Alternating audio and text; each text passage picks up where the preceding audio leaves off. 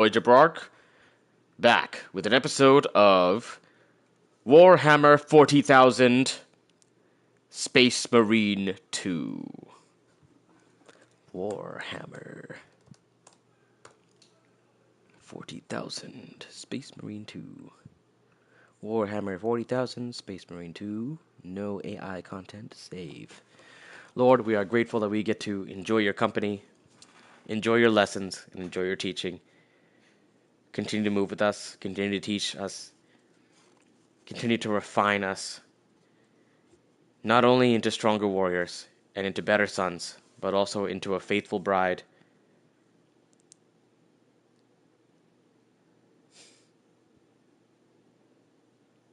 Teach us a new thing. Hide me behind the message of the cross.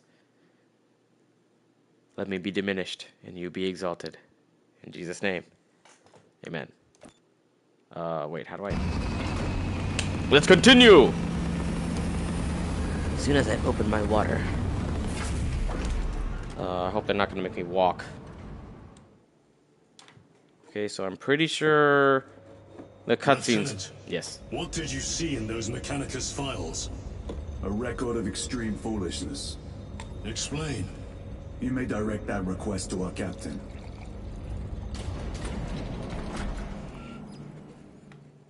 Oh, I actually didn't have to move at all. Captain, a minute. The Adeptus Mechanicus must be stopped. What? If they trigger the weapon, the results could be catastrophic. And what makes you suddenly an expert in Mechanicus research? They're using an artifact to power the weapon. I've seen it before, on a planet named Graia. A traitor by the name of Nemroth called it a fragment of the Dark God's power. It almost destroyed the planet. Graia. Titus, the Mechanicus are acting on orders approved by the Primarch. And here are you, talking of Graia, of all places. Damn it, Captain. If Chaos is here, if they get their hands on this thing... Enough! I will hear no more on the subject. Now, did you get a location for Luz? His eyes are huge. Then get down there and find him!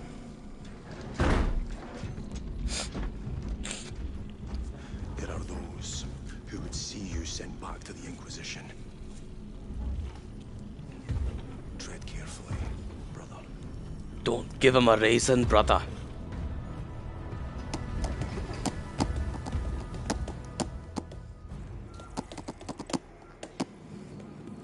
Alright.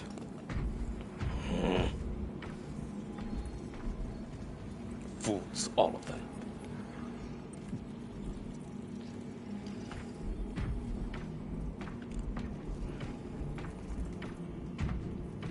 Damn them. After everything that happened. Brother, do not keep us in the dark. It is not your concern. You criticize the captain for withholding intelligence, and yet you treat us to the same evasive obscurity. Stray words have cost me dearly. So you do not trust us? Brothers, calm yourselves, lest you face the chaplain's censure. He's not wrong. I wonder what that means. There's digits on them. Wait, are they on a base? That's 9. 10, 11, 12? Are they on a base 13 system? A base 13 counting system? Look! He wasn't even looking at it. He was looking at me. How did he get green eyes, though?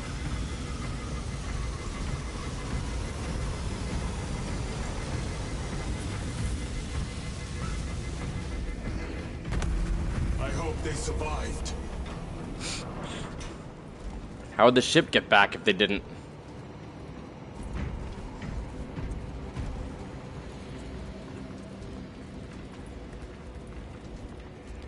So what's the difference between a Magos and 67 volts detected. 67? Those are flawless welds.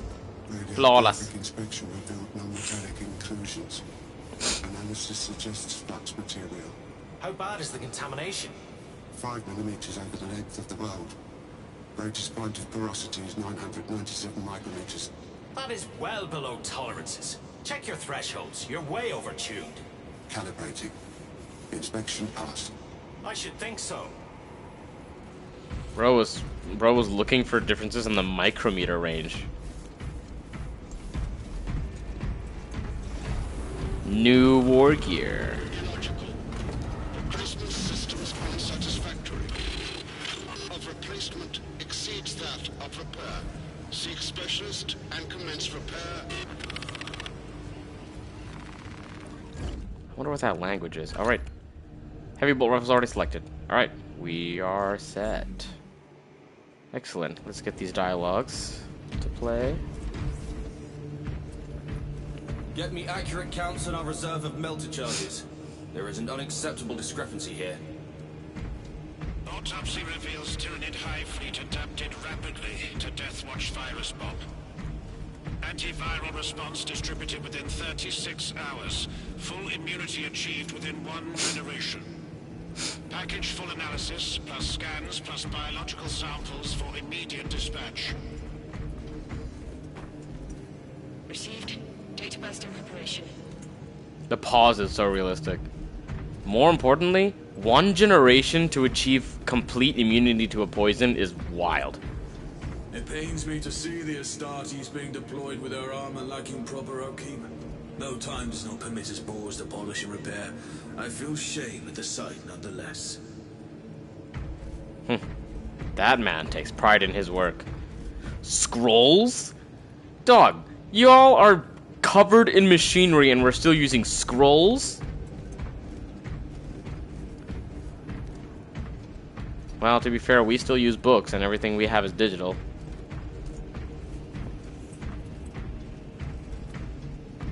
What do you speak of, brothers? Almost had you that time. The day you land a hit on me, brother, is the day they lay me to rest. That day may be fast approaching. Caution, brother. You have not seen him cornered as I have. Those two sound similar. You know, actually, having a multiplayer system where our rank is displayed on our pauldron is insanely cool. Time to sharpen the power source. If that is what they do. While looking at a scroll, he's talking about power saws. So Titus has Ultra on his right pauldron, but everybody else has numbers. Well, Roman numerals more specifically than numbers. How come they're not putting that fire out? Okay. Time to go. I will not concede another loss to our enemies. Ready yourselves. Men. You seem troubled. I tire of reckless fools. I hope you do not mean us. No. Not unless you worship the Omnicide. Ah, then I share your distaste. Oh, interesting. Wait a second, the Space Marines? The little wretches have been found crawling through water pipes, sewage, ventilation. They are everywhere. We should bring 100 floors of stone down on their heads. Are you enjoying the devastation of Imperial worlds? No, but I revel in seeing those skittering brutes turn to ash. Let us grind the chitinous curs deep into the parched soil of Avarax. A vivid picture. Is that what they're made of, chitin? One who is stirred by the words of our Primarch. I prefer action to colorful speech. This dude... Huh, his armor is thinner. What is this rank? So the other guys had... These guys have an arrow. This guy's got an arrow... What's it? 4 arrows. This guy's got a triangle. This guy has an arrow. What is their ranking system? What is that? What is this guy's? Does that matter? What are these? This guy's got a 6 and he's covered in gold. But this guy's got super thin armor. And he has a 3 with... what does that mean? Questions for later.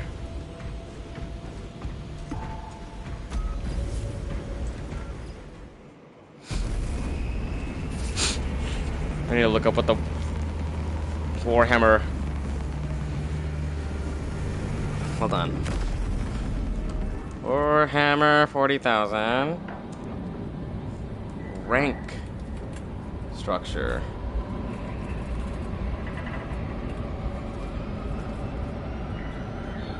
Yes, this is what I need. Space Marines.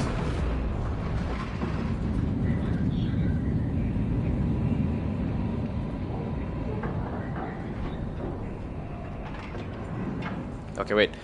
Tyranid forces surround the Temple of Thasian. Breaking through their lines is the only way to retrieve Marius Luz. Enter the temple, extract the Magos, and bring him to safety aboard the Resilient. Okay, hold on, so... Approaching landing zone. Pause. Avarax. Sector Administratum, day 6 of the attack. So... Oh, battlefield roll! Okay, so...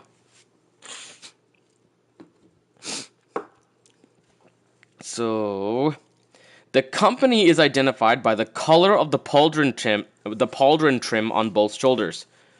So, gold is second company.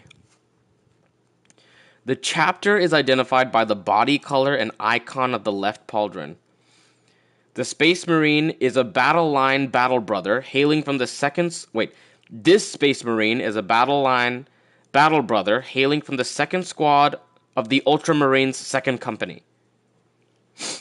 Second squad? Okay. So, the color of the trim indicates the company. So, gold trim... Okay, so white trim is first company. Gold trim is second company. Red trim is third company. Green trim is fourth company. Purple or indigo trim, fifth company. Orange is sixth. Purple is seventh. Gray is eighth. A light blue, sky blue is 9, like UNC blue.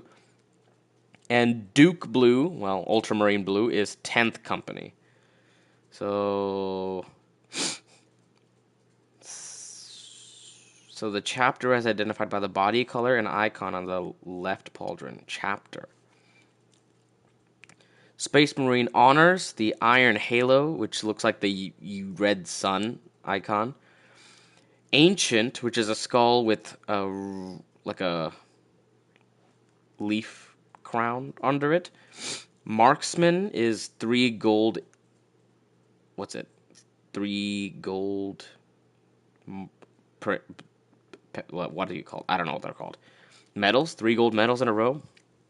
And then a campaign badge is a blue skull. That's a gun. So the upward arrow is battle line. There's a cross, which not like a full cross, but like a really, really thick cross, which says veteran. The X with arrows on the end is close support. The triangle is fire support, and skulls are command. The battlefield role is defined by the white icon on the right pauldron. The squad is identified by the high Gothic numeral that sits on top of the icon. That sits on top of the icon on the right pauldron. So, squad numbers. So that means we're squad 6. So the other guys were squads 3 and 2s that we were seeing earlier, but it goes up to 20. Why high Gothic? Why not Roman? The Codex Astartes dictates that sergeants wear a red helm, veterans a white helm, and veteran sergeants and lieutenants a combination of these colors. The iconography on the shoulder and knee guards also differentiate rank. Shoulders and knee guards. In these examples, members of the Ultramarine second company are used. So, Battle Brother has a blue helmet with battle line icon, squad number 2. Okay, so all of these are squad 2. So these are Ultramarine second company, squad 2. So, whoa. Okay, so a Battle Brother has blue... What is that, chest?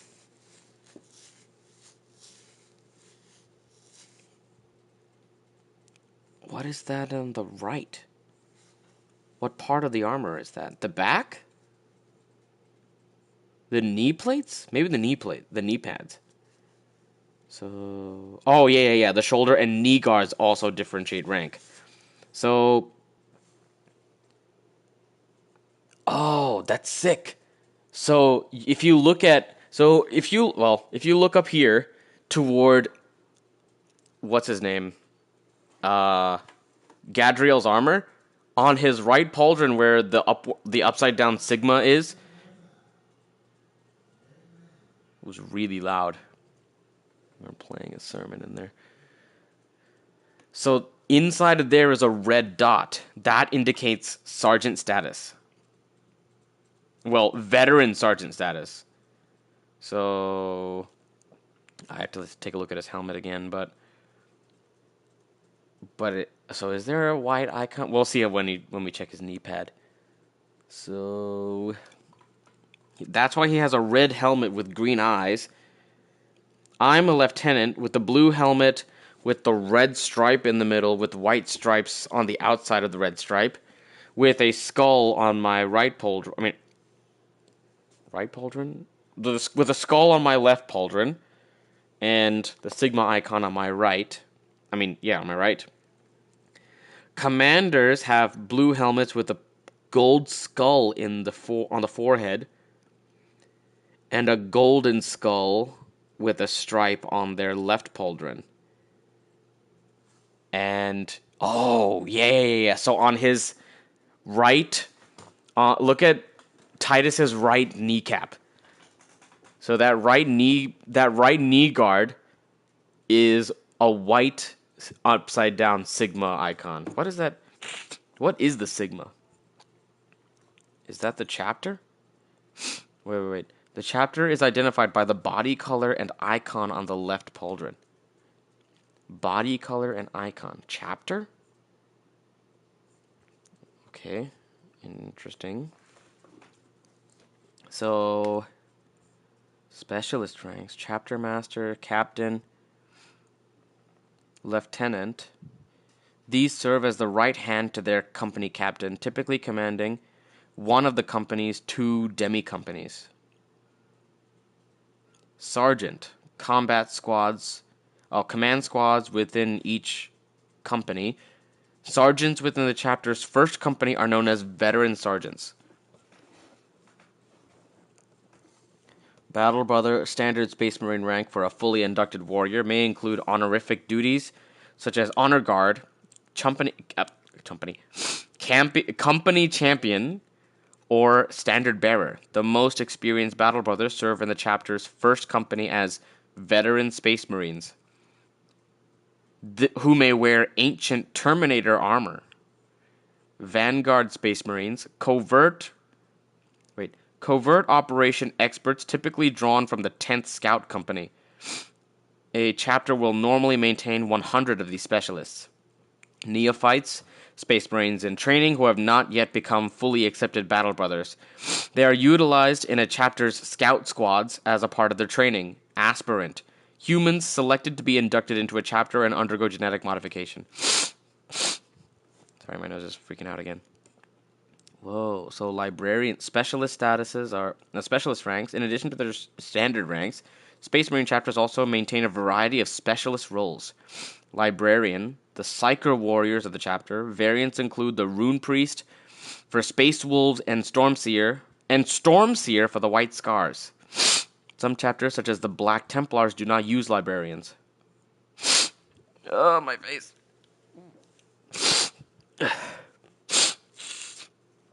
The primary... Okay, we'll figure out the rest. Chapter cult is an integral aspect of a space... Why? Lord, help me out here. Oh, my face. Okay.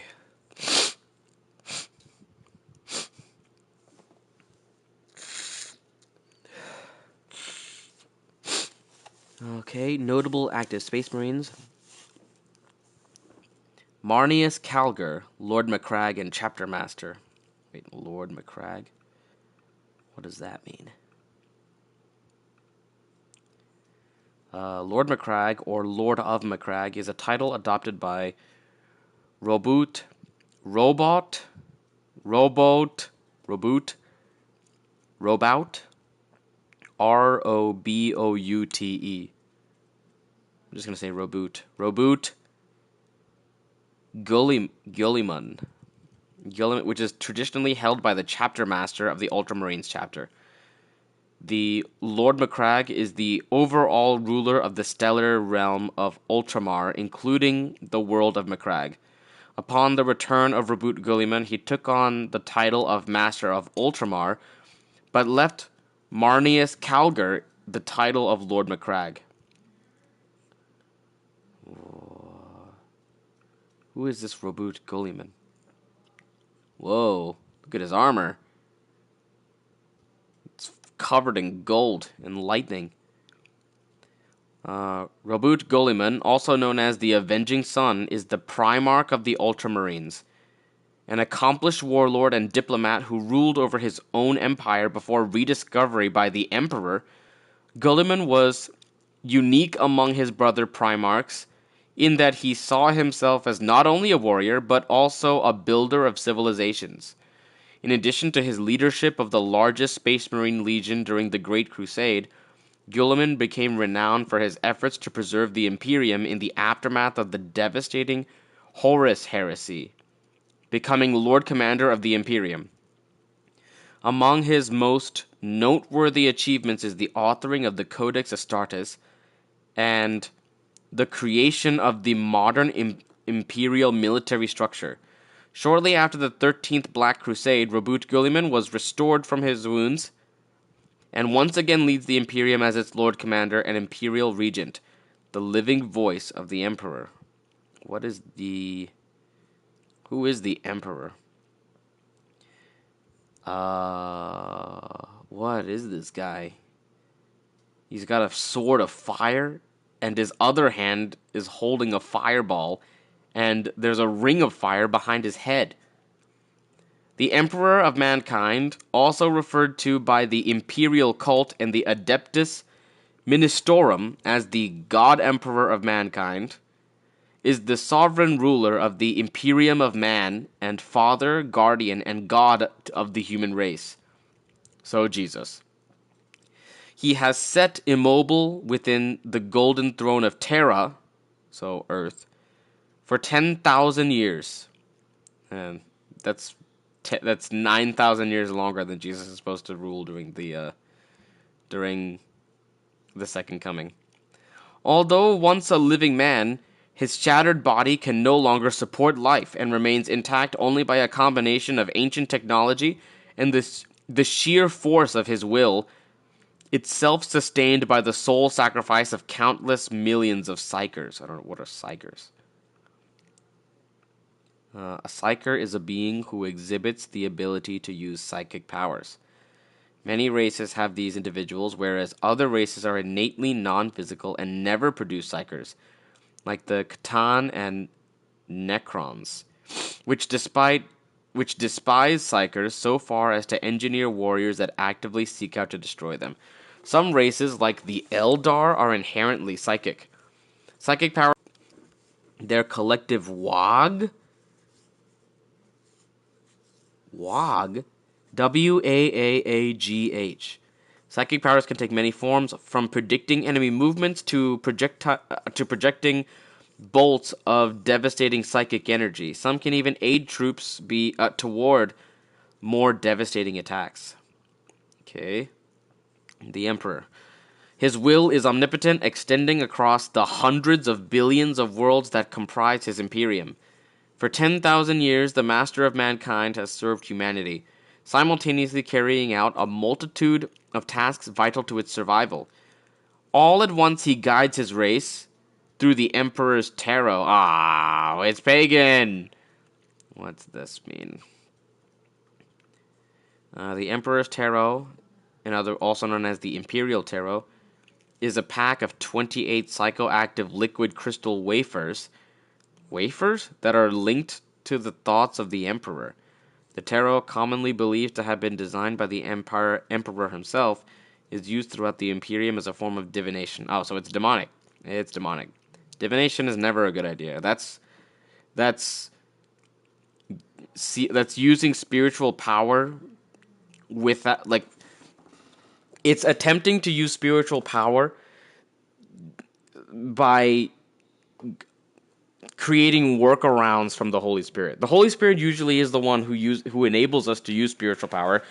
Like, he's the one who enables, well, he doesn't even enable us. He's the one who sees into the other dimensions of reality. So, space-time encompasses only 4 dimensions. But the rest of perceived reality, if we're like string theory and M theory and all that, it's like 6 to 7 other dimensions that we don't perceive. Well, more like 5 to 7 other dimensions that we perceive and experience but cannot operate in. The Holy Spirit can operate in these dimensions, which is why he does things like healings, which is why Jesus does healings, which is why he does miracles like walking on water, parting the Red Sea. The creation of the universe itself is done because, God doesn't like to break his rules. He made the rules, and so he doesn't like to break them.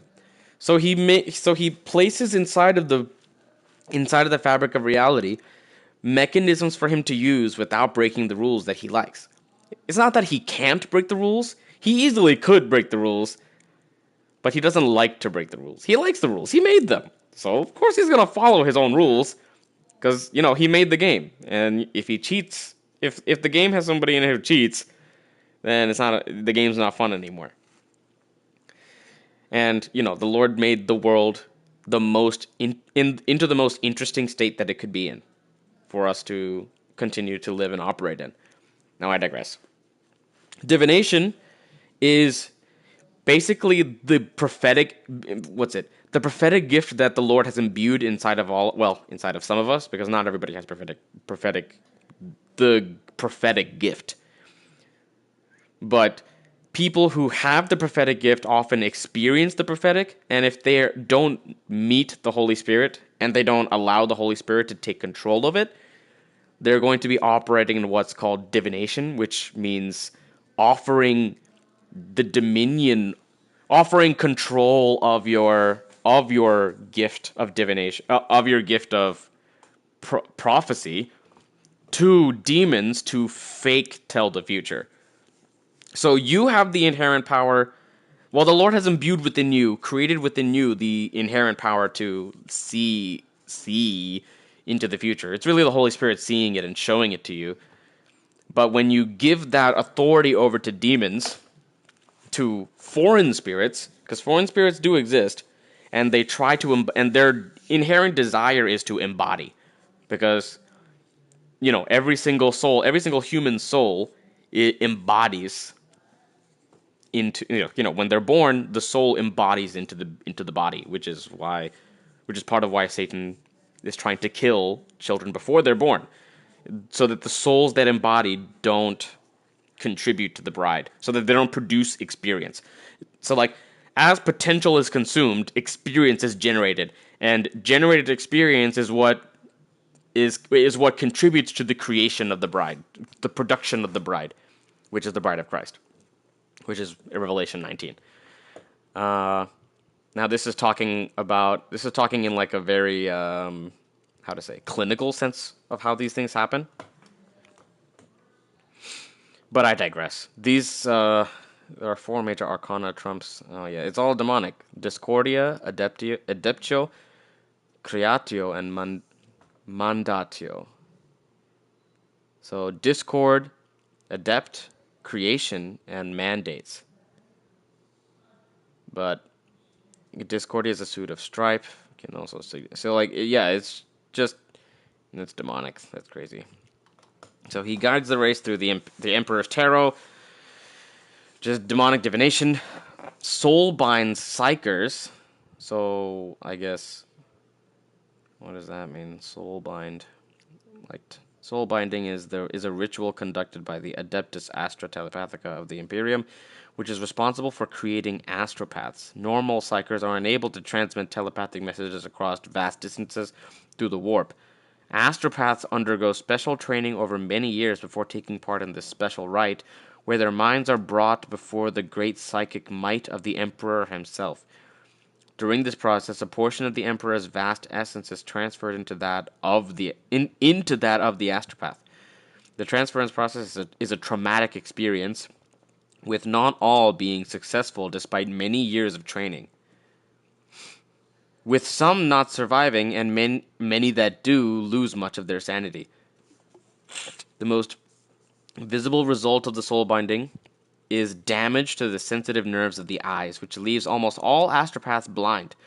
However, the ritual imparts them greater psychic skills, which tend to make up for their lost eyesight, and they tend to not act as if they are blind. Astropath training ultimately ends with this rite, which is a techno-arcane initiation ritual that greatly opens their minds to the warp. Oh, so it's also demonic. It's a demonic ritual in which they inflict trauma upon somebody, which is one of the primary methods of increasing demonic power in paganism is through physical and mental trauma, which is why when Elijah is confronting the prophets of Baal and they're trying to call Baal to respond to their sacrifice, they cut their skin and draw their blood to offer it to Baal. And during the Cold War, the CIA was running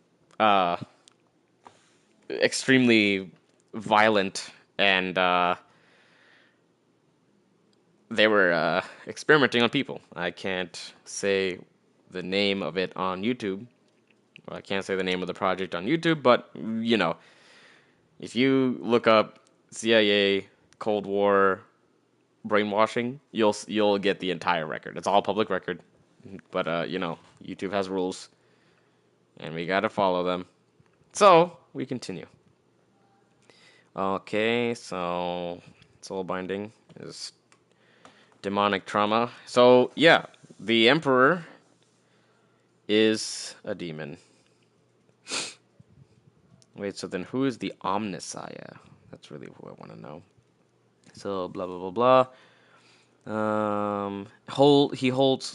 So he guides his race. All at once he guides his race to the Emperor's Tarot, soul binds psychers, holds audiences with his most important servants, and directs the Astronomican beacon that guides space vessels through the warp. I don't know what that means yet. What's the warp? I'm just going to look it up again.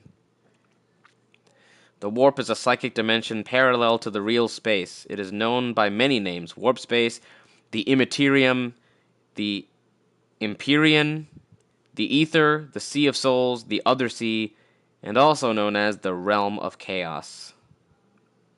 So what's chaos? Chaos is a part of the psychic energy that composes warp space. Warp space. So warp space. More generally, chaos, quote-unquote chaos, refers to anything related to chaos, including its influence. The gods of chaos, demons, their followers, and the warp. Chaos is almost synonymous with the warp. The two concepts are inseparable. Chaos is the limitless ocean of spiritual and emotional energy that defines the warp. It is a great and raw force of change and power, and is both physically and spiritually corrupting. The most gifted mortals, psychers, can utilize this energy, thus making them capable of abilities which transcend the laws of the material universe. However, the malevolent power of chaos can gradually corrupt a psyker, tainting their mind and body. The iconic symbol of chaos is the 8-pointed star, representing the infinite possibilities of chaos. Needs citation. Chaos itself has many names. The Eldar, for example, call it the Primordial Annihilator, while the Lorgar and the Word-Bearers dub it the Primordial Truth. Wow, so all these people have been playing Warhammer 40,000 have been getting into some kind of weird pagan mythology without even knowing it. This is crazy, because there's no god in this system. Even the idea of the emperor is demonic, and the idea of Omnis, the idea of the Adeptus Mechanicus, they're all demonic. They're inflicting trauma upon each other as and calling it holy, calling it ritualistic. The Chaos Gods, also known as the Dark Gods or the Ruinous Powers, are powerful beings of the psychic universe. Dang, I'm glad I read all this. Are powerful beings of the psychic universe known as the Warp, created and sustained by the emotions and souls of every living being of the material universe.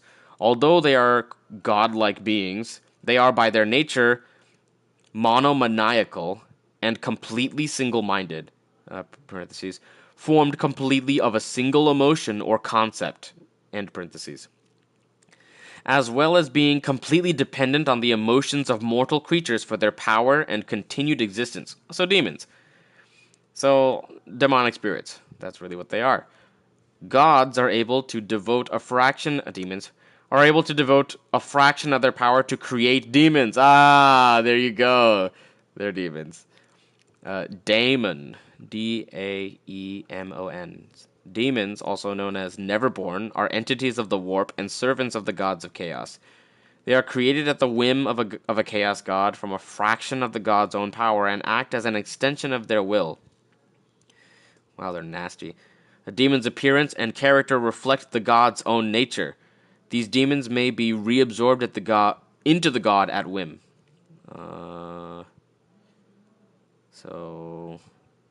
Whoa, there are some named ones anyway. Okay. They're able to devote a fraction of the power to create demons whose appearance and character reflect the god's own nature. These demons may be reabsorbed into the god at whim.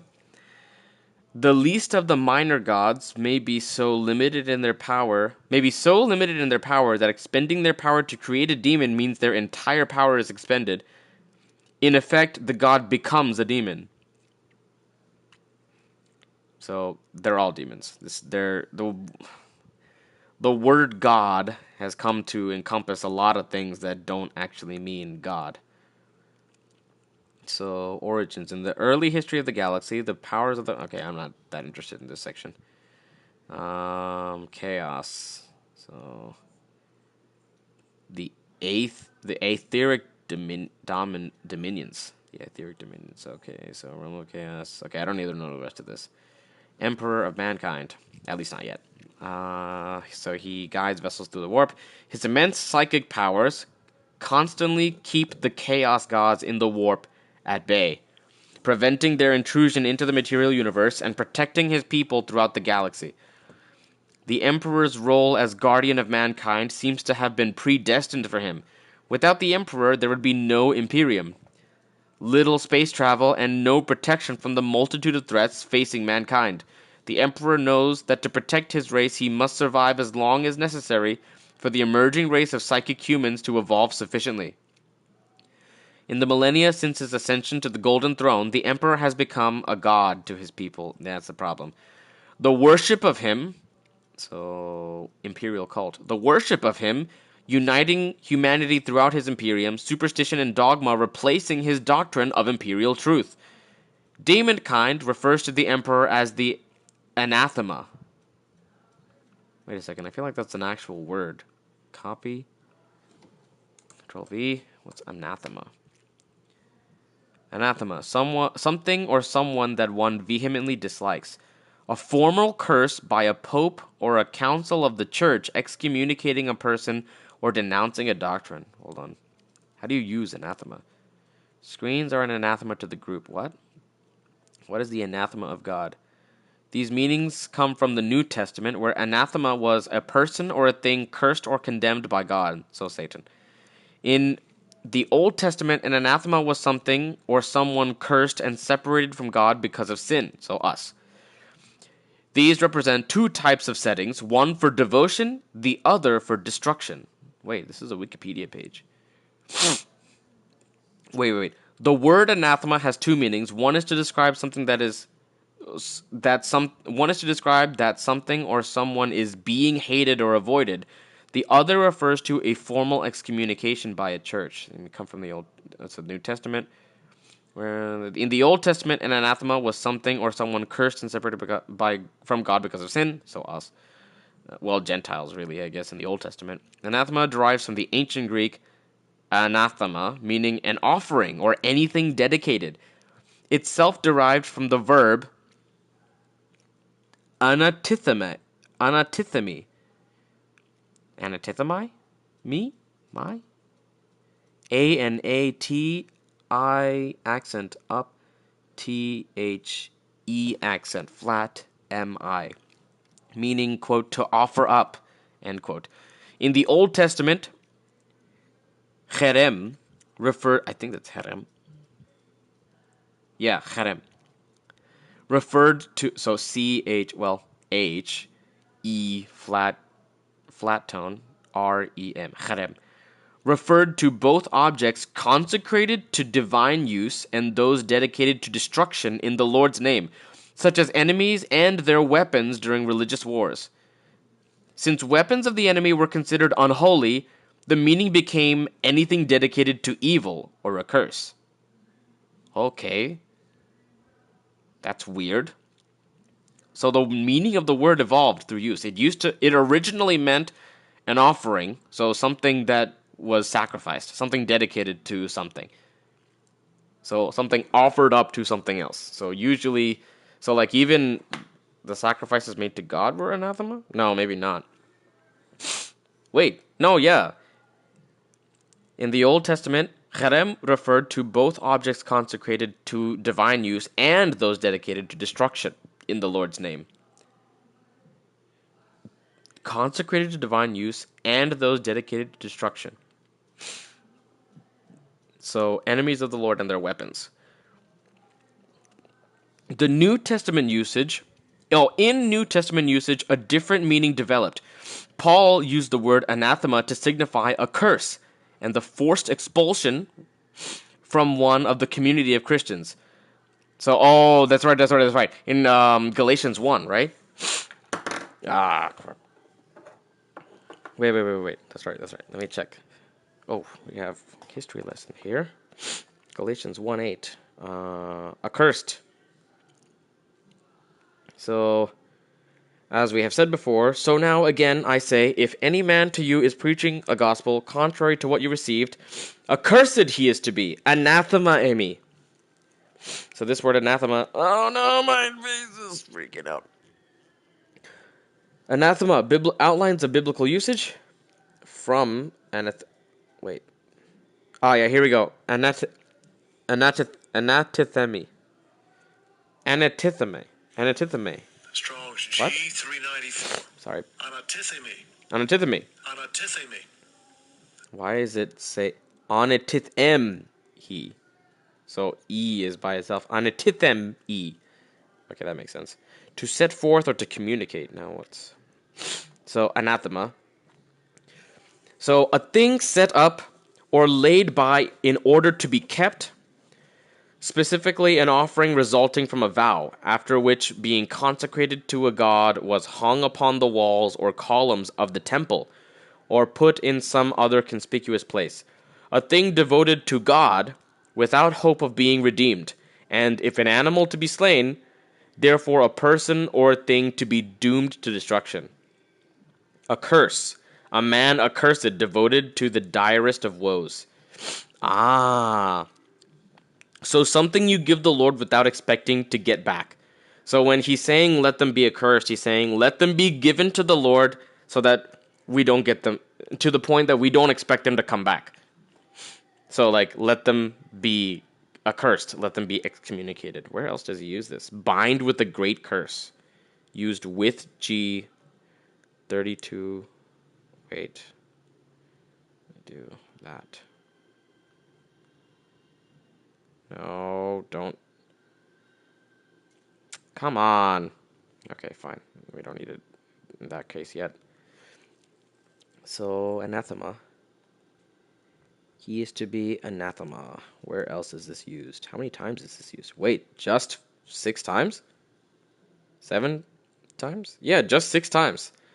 In Acts 23:14, They came to the chief priests and the elders and said, "We have put ourselves under an oath to taste nothing until we have killed Paul." So anathema, a vow. So we have offered ourselves. Okay, I don't need to see the footnote anymore. Thank you. Romans 9:3. For I wish that for I could wish that I myself were accursed. I could pray that I myself were come on, close it. I don't want to see it anymore. For I could pray that I myself were anathema, accursed, separated from Christ for the sake of my countrymen, my kinsmen according to the flesh, meaning he could ask the Lord to consider him condemned in place of the Jews, because Paul was a Jew, because the Jews reject Christ. 1 Corinthians 12:13. Therefore I make known to you that no one speaking by the Spirit of God says Jesus is anathema, accursed, and no one can say Jesus is Lord except by the Holy Spirit.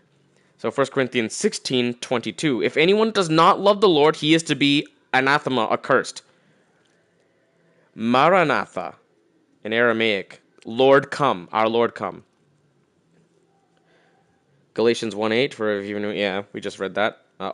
For even if we or an angel from heaven should preach to you a gospel contrary to what we have preached to you, he is to be anathema, accursed. As we have said before, even now I say again, if anyone is preaching to you a gospel contrary to what you received, he is to be anathema, accursed. They translate it as a curse, but it really just means bound into a vow, or offered to the Lord, given to the Lord, sacrificed to the Lord.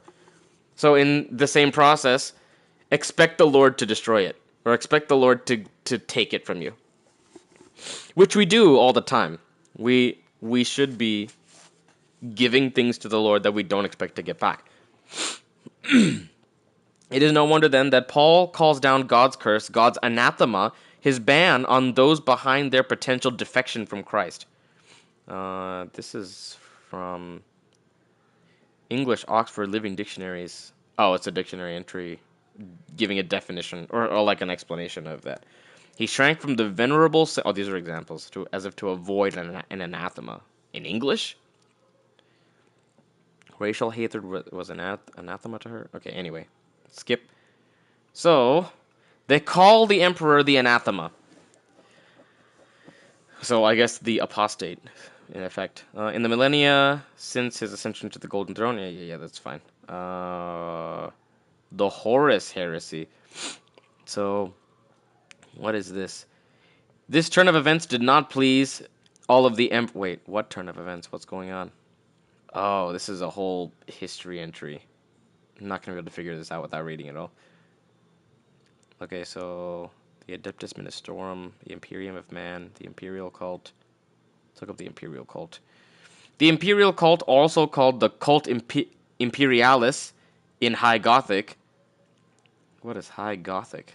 Is that their language? So that's their idea of Roman. High Gothic is the hieratic tongue of the Imperium used in the titles of ancient institutions and organizations, such as the Adeptus Terra. It represents an older language and is regarded as holy, so it's Greek. High Gothic is a version of the language in which technical manuals and ancient works are recorded. This developed during the Dark Age of technology. It derives from the common tongue of the time, an assimilation of English, European, and Pacific languages. Pacific? What Pacific languages? So it's made up. It's like an internal game language. And developed in the American Pacific region of Terra. Oh no, it's also in-game lore. This was the universal medium of written record until the Age of Strife, and was spoken as a first language by many and as a second language by almost everyone. Its idioms and vocabulary now appear archaic and mystic, and many of its words have acquired religious significance over the years. Low Gothic, a bastardized version of High Gothic, is the common tongue of the present Imperium. Low Gothic or Imperial Gothic is the common language of the Imperium of Man. In the age of the Imperium, it is spoken as a first language on almost all civilized planets, and is accepted as a second language on planets within Imperial control, with the exception of some medieval and feral worlds. Low Gothic is a bastardized version of High Gothic, combining additional elements from several of the Oriental languages of ancient Terra. Orient? So like Japanese? Chinese? Korean? Over the millennia, it has changed greatly and now bears almost no resemblance to the tongues from which it derived.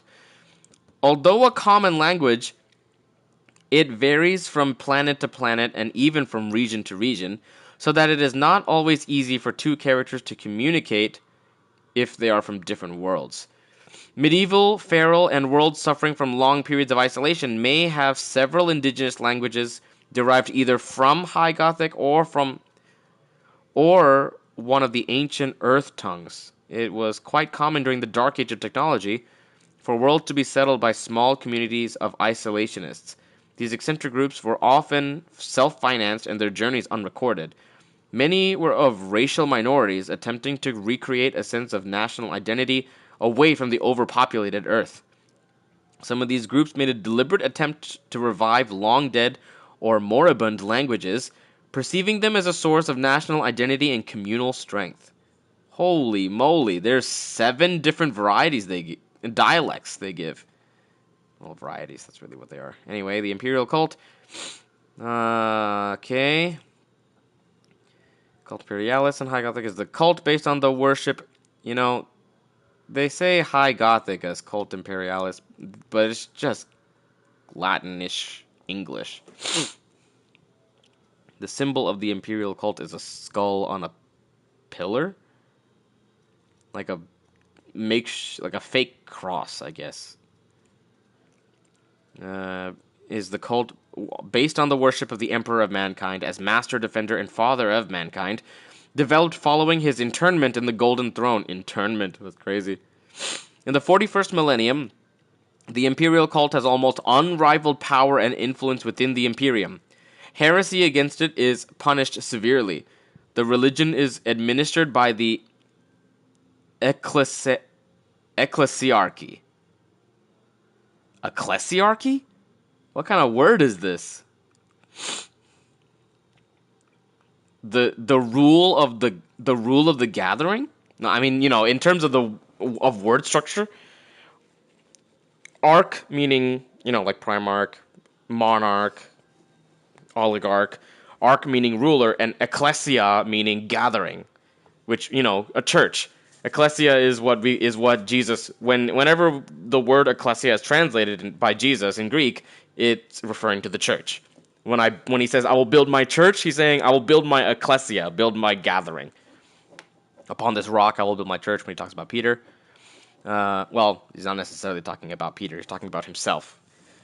The ecclesiarchy, officially the Adeptus Ministorum, is the hierarchy of the imperial cult.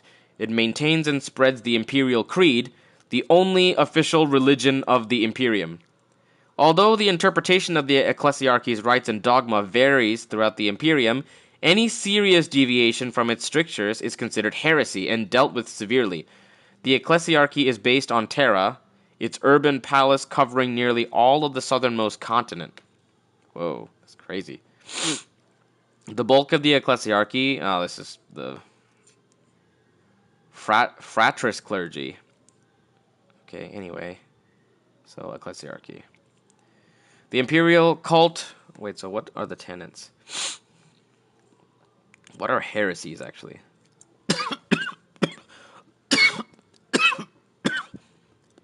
Excommunicate Traitorius. Within the Imperium of Man, heresy is any action or opinion which is seen as contrary to the interests of the imperial regime or its teachings. Due to its theocratic nature of the theocratic is extremely loose.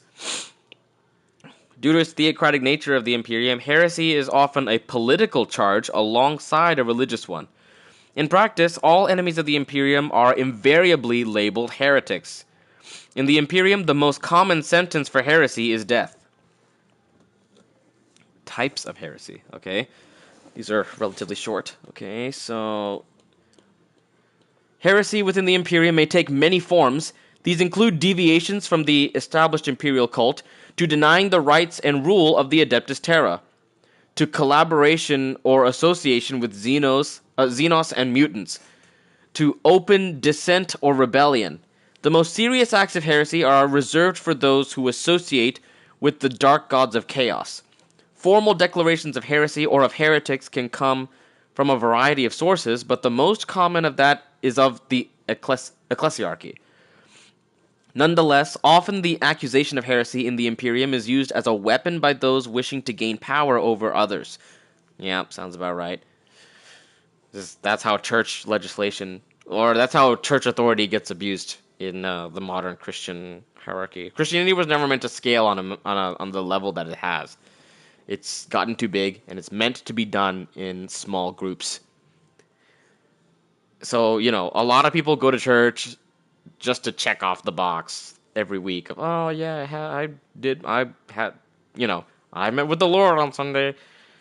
But that's not how relationship with the Lord works. Relationship with the Lord is done in community. And community is done in groups of, well, really double digits. And extremely reduced double digits. And realistically, ideally in single digits. So Jesus only had 12 disciples.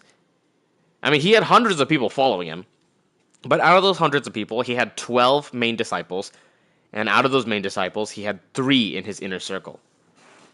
So the inner circle is Peter, James, and John. Peter and the Sons of Thunder. So Christianity was... And there's a reason why Christ did it this way. He did it this way to give us the example of how discipleship is supposed to work. It's not meant to happen on the scale of hundreds of people listening to a preacher. Or thousands of people listening to a preacher. That's crazy. That's actually insane. And if anyone is just going to church to check off the box of, oh, I got my weekly teaching from the pastor, the preacher, no, that dude's not your pastor. The meaning of pastor is a shepherd. So as a person who's shepherding you, that means they're with you all day. You're hearing their voice every day. They're teaching you every day. They're guiding you all the time. Now, the Lord is our shepherd, and he is the good shepherd, which means he'll never, he never leaves us, and he never neglects to teach us or to guide us. We might wander off, but that doesn't mean he doesn't chase after us. Now, that being said, the role of your pastor is to provide spiritual guidance, like, as one of my friends says, Jesus with skin on. Now, that's like a weird way of putting it, but because Jesus has skin. But I digress. The role of the pastor is to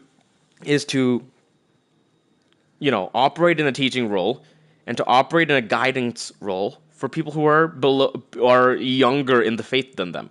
Now, that's not necessarily mean that they are younger literally. It could be an older person than you. So, you could be like a 20-year-old and you're teaching a 30-year-old. Or in your 25, or, you're in your 20s and you're teaching someone in the 30s or the 40s. It's not the age itself that matters. It's the level of spiritual growth. So your understanding of your relationship with the Lord and the understanding of how relationship with the Lord functions. The role of a pastor is to explain that to someone who hasn't lived it out yet, who hasn't understood what relationship with the Lord is supposed to look like. Teaching what the roles of certain behaviors are, or the reasons of certain behaviors are, the reasons of certain duties are. Guidance for daily decision making, or maybe not daily decision making, but guidance with making big decisions, making important decisions, or even with basic questions. So, which is why marriage is so important for discipleship of each other, is that you're both guiding each other. Man and woman are guiding each other. The man, being the head of the household, makes the decisions, like upper level management makes the decisions for the corporation, and the wife is middle level management and lower level production. So the body of the household. So when the man relays instructions, the woman does them, and this is functional because the woman is exceptional. The nature of the woman is is exceptional at executing tasks. They're extremely efficient and effective executors. And, men are too, but not in the same way. Not in a household setting. Men are extremely great legislators, decision makers in a household. But women are excellent decision executors. Now I digress. And that's why marriage is based. Now that's why marriage is structured the way that it is. It's not to say that women are lesser than men or subservient to men.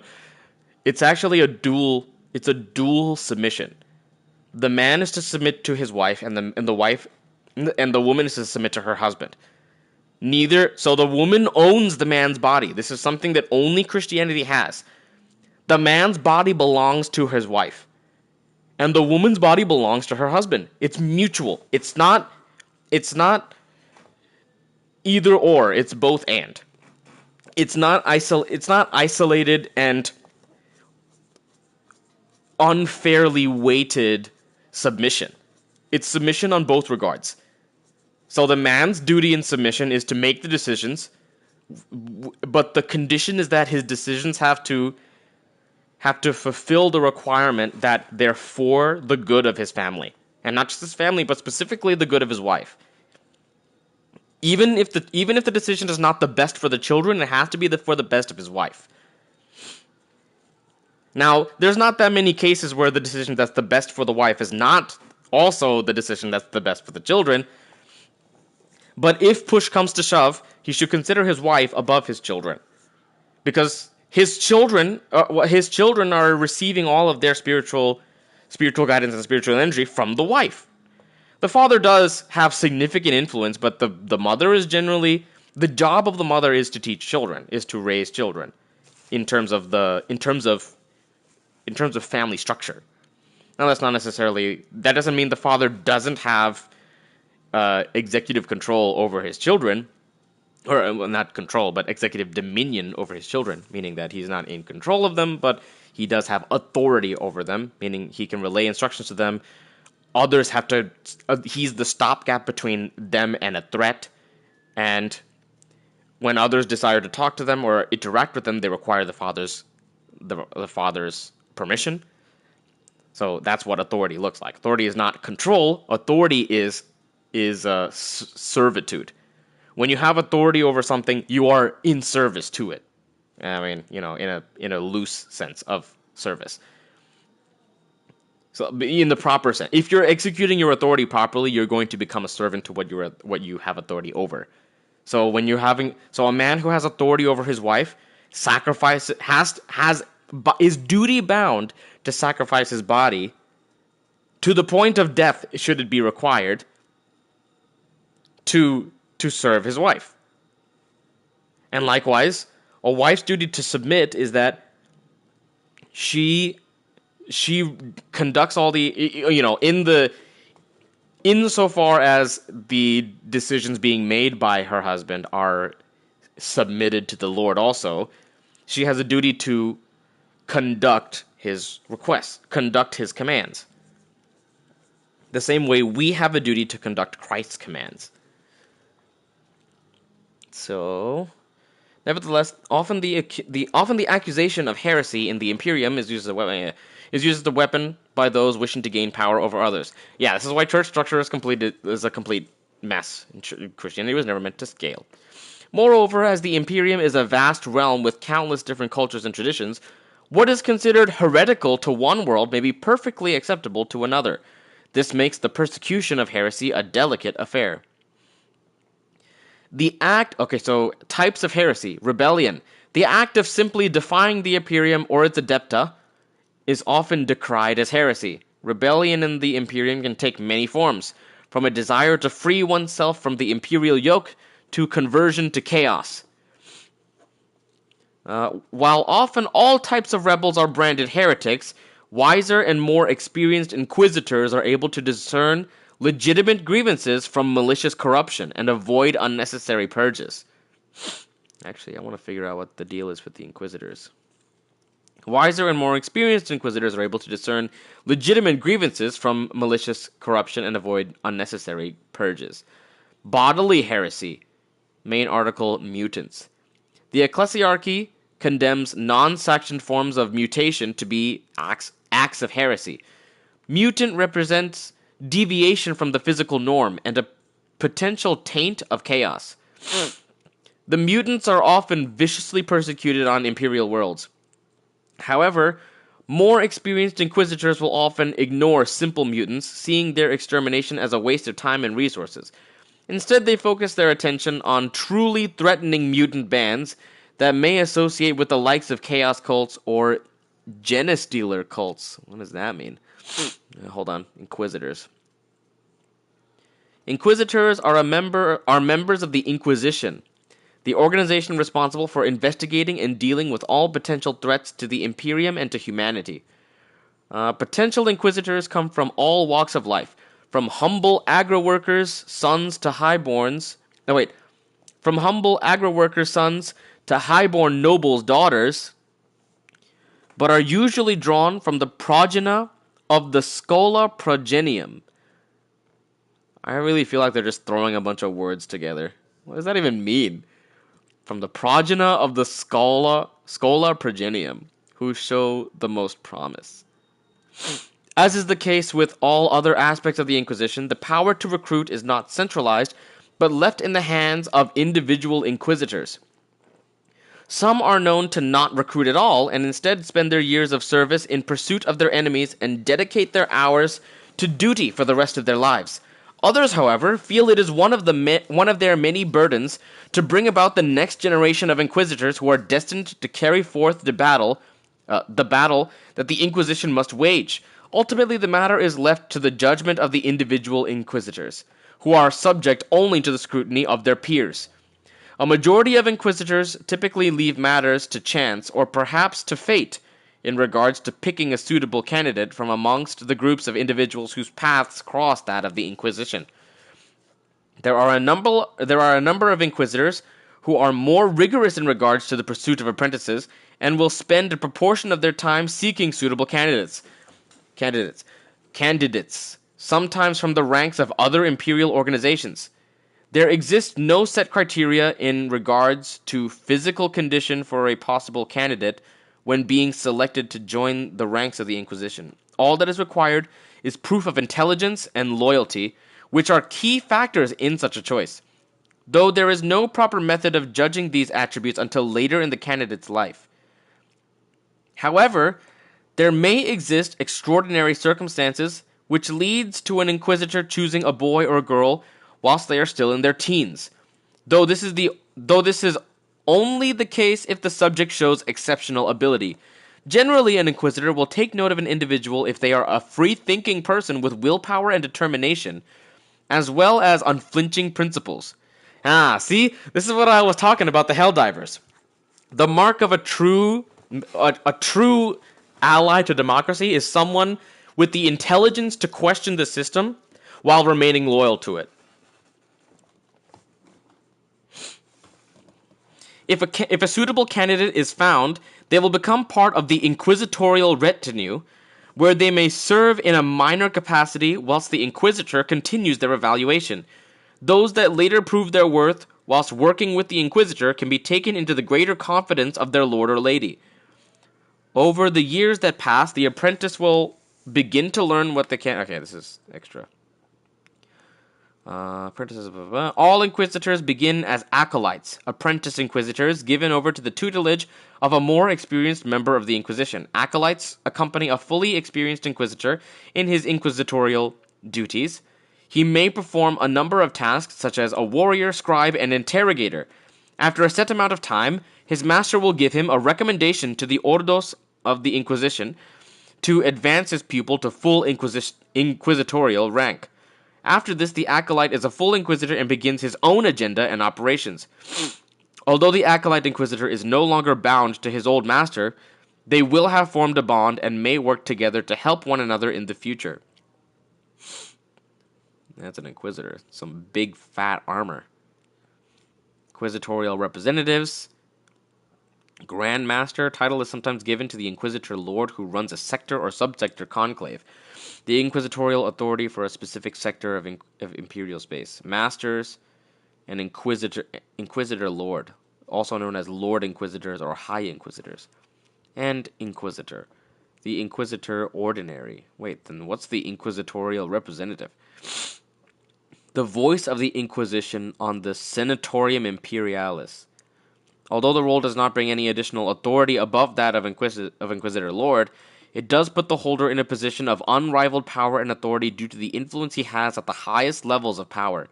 The Inquisitorial Representative is nominated from among the Inquisitor Lords of the sectors surrounding Terra, and Inquisitors that have filled this role are often referred to as an Inquisitor Lord Terran. It is not unusual for several Inquisitor Lords Terran to share the role of Inquisitorial Representative at the same time.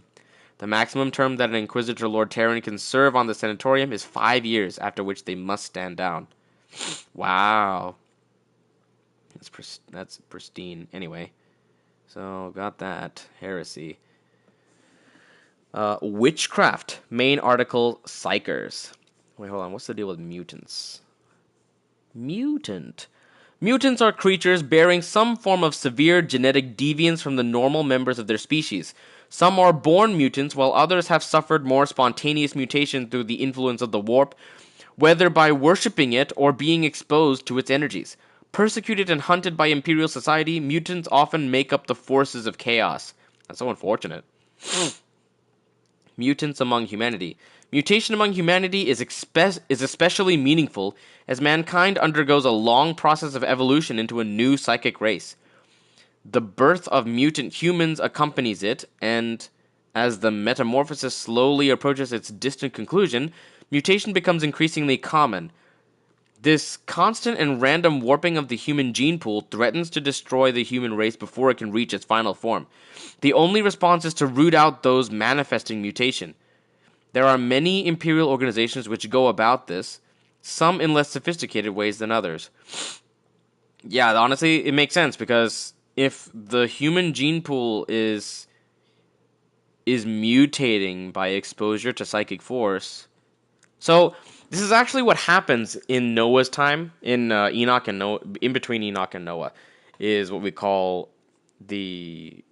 Well, we don't call it anything, I guess. It's just the period of the Watchers. The period, the Enoch... The first book of Enoch talks about it pretty heavily.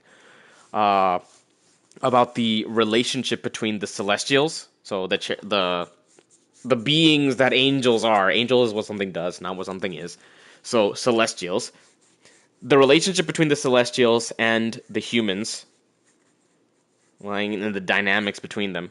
Because what happened that caused the Lord to flood the earth is that Celestials came down to Celestials were tasked with watching over the earth. And during this time, humanity had an open relationship with the Lord, the way that we kind of do now, but in a way more open sense than we do now. So, everybody knew who Yod-Heh-Vav-Heh was. So everybody knew who Jesus was, but they still chose to rebel against him. And Noah was the only righteous person left. Now, this is because these children of humanity, the humans at this time, were having sexual relations with celestial beings. So celestial beings were tasked with watching over the place, and they decided to take matters into their own hands, and they're like, these human women are attractive. Let's make some kids with them. So that's what they did. They made kids with them, and then the kids ended up being superpowered. So that's what they call the Nephilim, or, Nephilim is in the Hebrew, it basically means giant men, or great men. So, people with incredible powers, people of incredible size, or people of incredible intelligence. So, the human gene pool, as we know it today, the genetic diversity among humanity is decreasing. And genetic diversity among these people was even crazier. Because with the genetic diversity of humanity, so the genetic code of humanity being so incredibly stable, which is why we can't have kids with our close relatives anymore, is because the gene pool has become so unstable. they ended up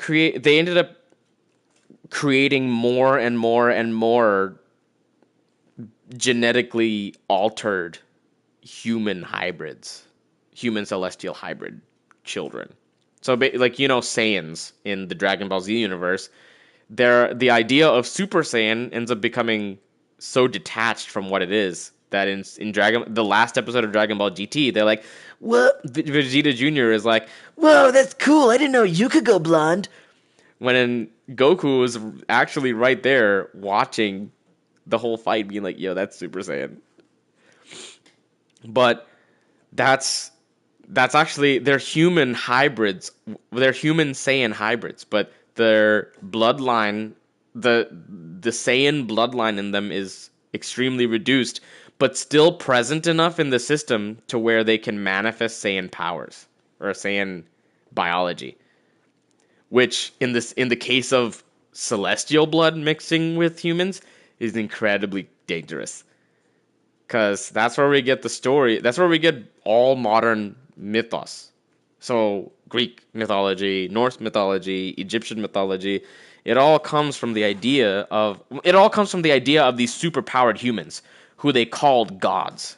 They just attributed divinity to these people because they were so extraordinary. And so God had to restore natural human genetics. And Noah was the last dude with completely pure human genetics.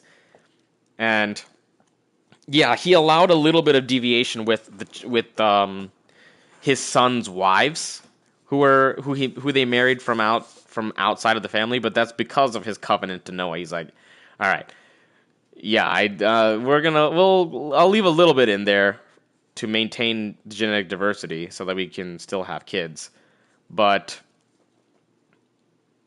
you know, we're gonna wipe out the incredibly deviated human genomes, which is why, you know, the way that we know some of the celestial DNA was still in the system at the time is because when Israel is fighting Philistia, their main baddie, their main general, well, not even general, their main champion, more accurately, was Goliath of Gath, who was a giant. He was what, 9 feet tall? What chapter of First Samuel is that? 16? 17? Goliath. And now the Philistines gathered their armies for battle, and they were gathered at Sokoh, which belongs to Judah. They camped Goliath from Gath. His height was 6 cubits and a span. So a span is around 9 inches, 23 centimeters. So 9 foot. So 9'9", about 10 feet. Just a little shy of 10 feet. So 2.7 meters plus 23 centimeters. So 270 centimeters plus 23, 293 centimeters. Wow, that's crazy. I'm 5'5", and I'm 166 centimeters, I think. Just in between 5'5" and 5'6". A little close. Technically, I'm closer to 5'6", but I'm 5'5". So this dude is 2 of me. Oh, just a little under 2 of me. So he had a bronze helmet. Yeah, he's giant. So this is actually the remnants of that celestial blood remaining inside of people, which is why we still have superpowered and magic people doing magic in these eras, is because they're from that demonic bloodline. They're from the bloodline of celestials. Which is why the Lord makes the difference of, there are humans, and then there are people who are actually agents of the enemy altogether. Anyway, I digress. So mutation, but this is not necessarily. Well, okay, I understand why they would be. If they're going to persecute them, they should just eliminate them all. Mutant humans are often terribly misshapen creatures, abominably deviating from the normal human. And actually, this is why the Lord does a lot of ethnic cleansings, is because he's trying to root out all of this demonic bloodline.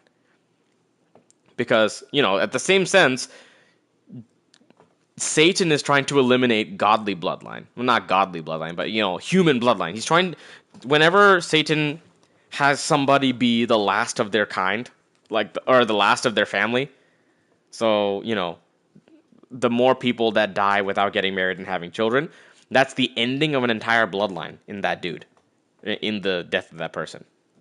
Especially if they're an only child, or if all the children in that family die and none of them end up having kids, and only the elderly are left, you're going to see an ending of that bloodline. So all of that genetic diversity is cut off. Now, that's really it's only extremely significant at the higher levels, but let's be real. 50 years or 4 or 5 generations, not even 50 years, probably like 200 years, 4 or 5 generations from now, that difference is that's gonna be a huge difference in genetic diversity compared to now. We don't experience it as much genetic diversity that we're losing now, but 4 generations later, they're going to be like, wow, look how much genetic diversity we lost in those bloodlines that people die. And they might not think it that way. They might not even consciously think about it that way, but somebody who ends up coming to the same conclusion, or, maybe watching this or doing some genetic research, is going to be like, wow, we've been losing genetic diversity at an alarming rate. Words. So anyway, mutation. Witchcraft. The witch is a superstitious term often labeled against unsanctioned psychers that may be discovered within imperial society. Imperial citizenry is routinely lectured on the threat of the psyker and the need to report their presence to imperial authorities. The witch is seen as a threat far greater than any mutant or common heretic, embodying a constant threat to the souls and lives of all around them. Left unchecked, a psyker could potentially devastate an entire world. Imperial psykers are thus heavily controlled and usually collected by the League of Black Ships. I don't know what that is. Those rogue psykers that may exist are the frequent target of the Ordos Hereticus. Xenophilic heresy. Xenophiles. Xenophilia, or association with Xenos, is strictly forbidden by the common citizens of the Imperium. Wait, what are Xenos? We're fighting Tyranids, but what are the others? So, interaction with Xenos. Wait a second. Xenos is an Imperial term often synonymous with alien from the human perspective, and refers to all non-human and extraterrestrial sentient species. What? Sentient? Wait, okay, so the major alien races are the Orcs, Eldar, Dark Eldar, Tyranids, Necrons, and the Tau. All these races pose a considerable threat to the survival and continued dominance of humankind. There are countless other races. I feel like this is a little biased. There are countless other races, but all are trivial by comparison. The Imperium considers humanity the rightful rulers of the whole galaxy. Part of the Imperial Creed is that all aliens judged to pose a threat to mankind's survival must be contained or destroyed. Aliens, along with mutants, heretics, and deviants, are all considered enemies of mankind, for they threaten the very survival of the human race. Many new alien races and civilizations are discovered by the Imperial explorators every year. For the most part, these aliens are ignored, contained, or if they present a threat to mankind or the Imperium, eradicated. Throughout its history, the Imperium has fought many long wars with dangerous alien species. In most cases, the Imperium has eventually won, but in some, the threat has only managed to be contained. Although friendly dealings with aliens is almost unthinkable, rogue traders are allowed to barter and trade with aliens. Despite all the fear and hatred on certain occasions, short-term military alliances have been established with the Eldar. These temporary alliances are somewhat uncommon but not unheard of. They are made against a common enemy like the forces of Chaos, Tyranids, or Orcs. The Imperial Navy, units of the Imperial Guard, and even detachments of Space Marines have on certain occasions fought beside Eldar forces. A fine example of this is the Gothic War, during which the Imperium allied itself with the Eldar of the An Lawless craft world against the forces of Abaddon the Despoiler. I'm guessing that's a demon. I mean, Abaddon is a demon name in Arabic. I mean, Arabic in Hebrew. Ezekiel Abaddon, more commonly known as Abaddon the Despoiler, is the War Master of Chaos, the former first captain of the Sons of Horus Legion, and now absolute master of the Black Legion, and rumored to... Wow, he looks like a space marine, the armor he's wearing. So, the Horus heresy is this guy. Oh, wait. Rumored to be the clone progeny of War Master Horus. He is the most powerful War Master of all, successor to Horus, and blessed by all 4 of the gods of chaos. 4? Despite being the War Master of Chaos, Abaddon has refused giving himself fully over to the ruinous powers such as the Demon Primarchs have. As the Demon Primarchs have. As this would limit his existence beyond the Eye of Terror and push his ultimate vengeance against the Imperium beyond his grasp. Revenge. Anyway. No temporary alliances with the Tau have been made. Tau? It's T''AU.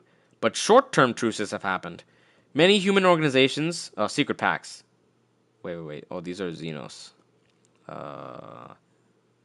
Secret pacts. Some human organizations, including some factions of the Inquisition, individual navigator families, the Illuminati Brotherhood, etc., even have certain secret dealings and alliances with the Eldar. All these agreements are carefully guarded secrets, as they would be considered treason by other more conservative factions of the Imperium.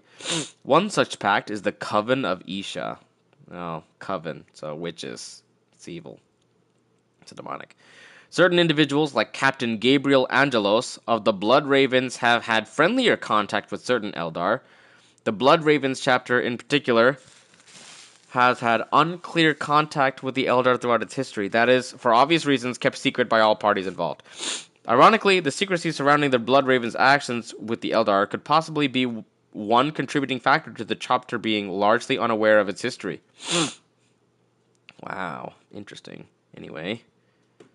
trade, smuggling, and treason, blah, blah, blah, blah. Sources. Okay, so wait, let's look at these species. What's the deal with orcs? Heard that term before. Whoa. They're literally like goblins. An orc mob. Orcs are a warlike, crude, and highly aggressive green-skinned Xenos race. Orcs are the dominant subspecies of the orcoids, which includes the smaller Gretchen and Snotlings. Although their society is entirely primitive and brutal, the orcoid race is also the most successful species in the whole galaxy, outnumbering possibly every other race. Are you sure? What about the Terminids? They multiply. They literally achieved complete immunity to our poison in one generation. So they reproduced, and then immediately they were immune.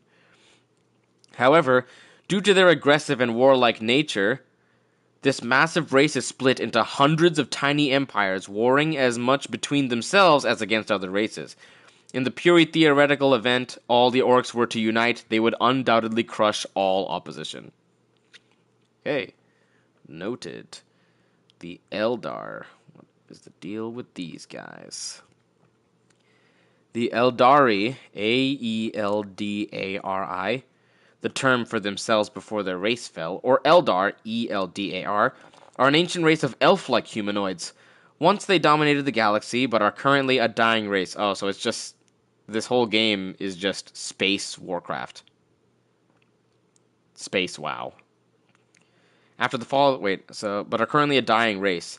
After the fall of the Eldar, they lost their main homeworlds and are currently scattered among the stars and Webway in different factions and allegiances. The Asuryani... I'm guessing it's a... oh, it's a faction. Okay. The Asuryani inhabit planetoid-sized vessels known as craft worlds. The Drukhari live in an ancient city within the Webway known as Komorag. The Exodites inhabit verdant maiden worlds, while other Eldari travel the galaxy as outcasts, renegades, corsairs, and pirates known as Anrathe. And several other groups and subgroups exist throughout the galaxy. Anyway. Dark Eldar. Alright, let me take a bathroom break real quick.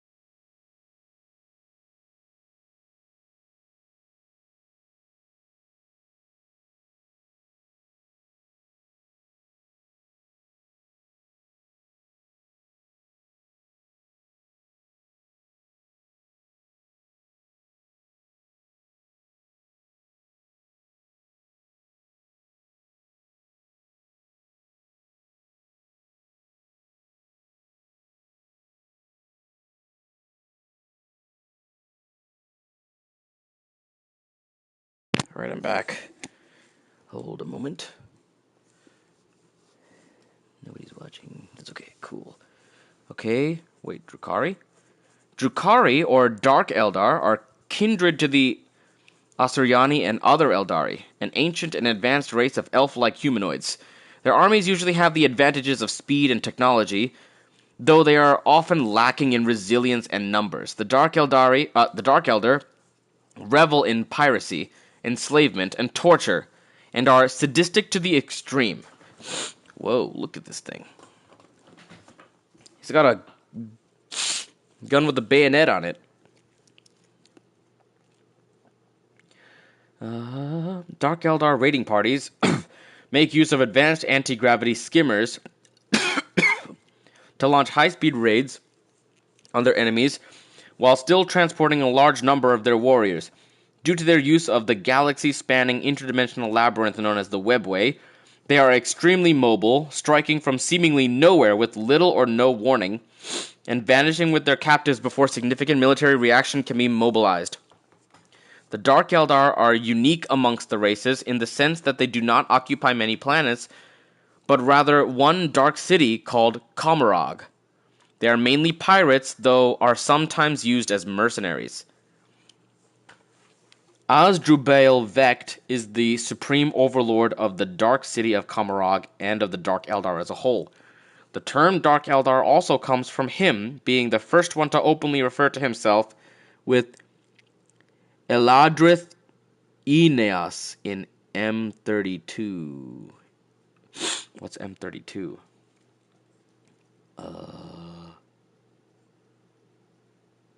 What is an event? The curses of Alganar on Talern. Ugh, Lord. These words are too difficult. Tyranids. What is this? Tyranids, also known as the Great Devourer, are an extragalactic alien race whose sole purpose is the consumption of all forms of genetic and biological material in order to evolve and reproduce. Tyranid technology is based entirely on biological engineering. Every function is carried out by living, engineered creatures, each of which collectively forms the Hive Fleet, directed by a single hive mind. The Tyranids are seen as one of the gravest threats to the entire galaxy. They seek only to consume all organic life and cannot be reasoned with or deterred in this quest. Worse still for the galaxy, thus far the Tyranid hive fleets that have been encountered are merely the furthest stretched tendril of the main invasion fleet that is still traveling in the void of space. Oh, that's insane. So, we're struggling to fend off just this. And it's not even scratching the surface. The furthest stretched tendril. Sorry, y'all. I know I sound nasty right now. That's what I get for standing up again. That's insane. So, what are the Necrons? Zombies. Oh my god, they're like skull robots. Skeleton robots. The Necrons are a race of mechanical warriors created from the Necron tier.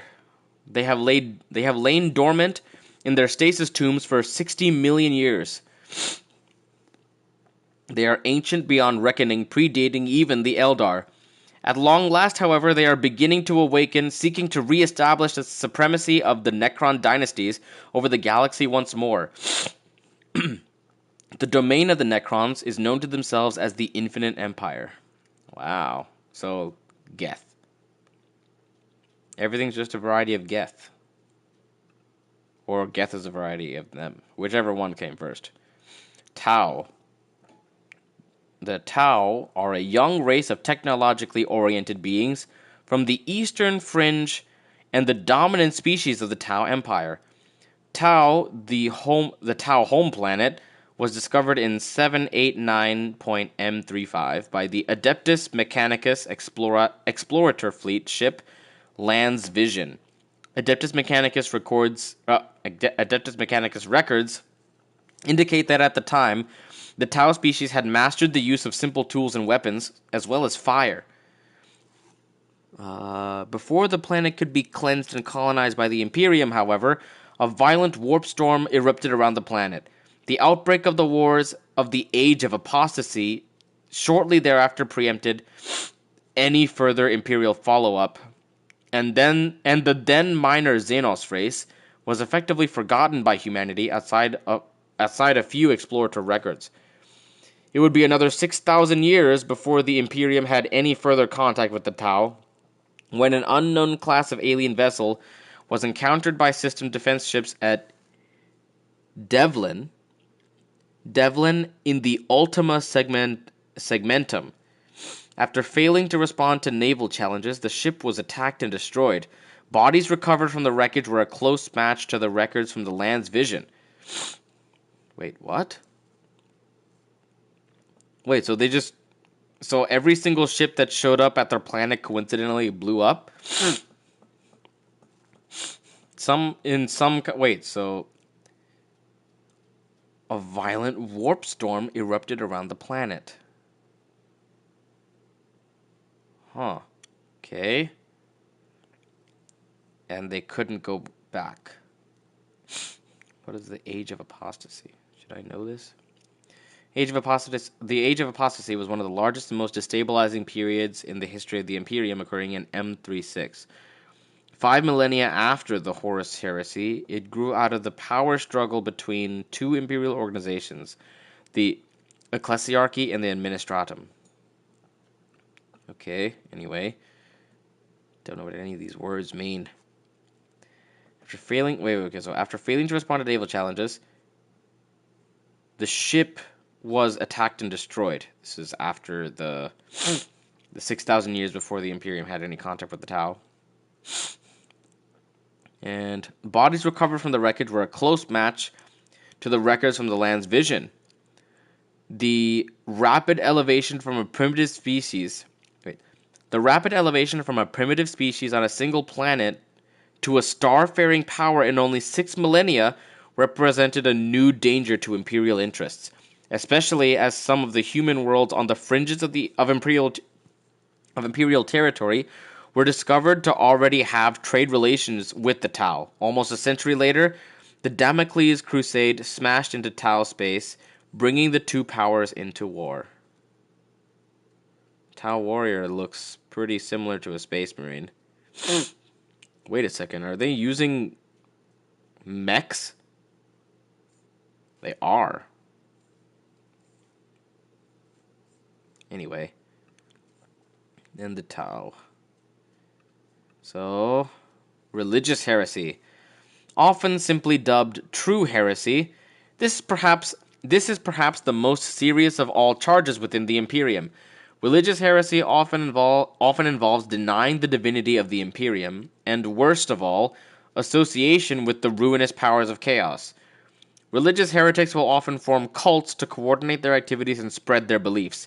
These cults represent an enormous threat to stability of Imperial worlds and can be the heralds of Chaos Space Marine or Xenos invasion. The declaration of religious heresy is a delicate matter and often left to cardinals and missionaries. Large-scale deviation from the imperial cult can be tolerated, most notably by the cult Mechanicus, or the Mechanicum, and the chapter cults of the Adeptus Astartes. Wait, these are deviations from the imperial cult? So the Adeptus Astartes, commonly known as the Space Marines and colloquially the Angels of Death, are one of the most elite and feared fighting forces in the Imperium of Man. The primary unit of organization in the 41st millennium is the Chapter, a self-contained army fully equipped with its own transport, non-combatant support staff, etc. There are around 1,000 chapters, each comprising 1,000 Space Marines. There are far too few Space Marines to form the Imperium's main military forces. Instead, they operate as highly mobile strike forces. They are entrusted with the most dangerous missions, such as lightning raids between enemy lines, infiltration, and tunnel fighting. Through selection, training, and conditioning, Marines are physically, mentally, and spiritually superior to any other Imperial soldier. So, notable active Space Marines. They have all names of demons. Ultramarines. Wait, aren't we an Ultramarine? Oh, Ultramarines is a chapter. Wait, right? Because these look like factions. Ultramarines, originally known as the Warborn, were the 13th Legion of the original 20 Space Marine Legions. I should check that one out. This Loyalist Legion was later reorganized and divided into chapters according to the Codex Astartes. Their Primarch is Robut Guliman, whose leadership, not to mention his authorship of the Codex Astartes, were instrumental in humanity's survival following the Horus Heresy.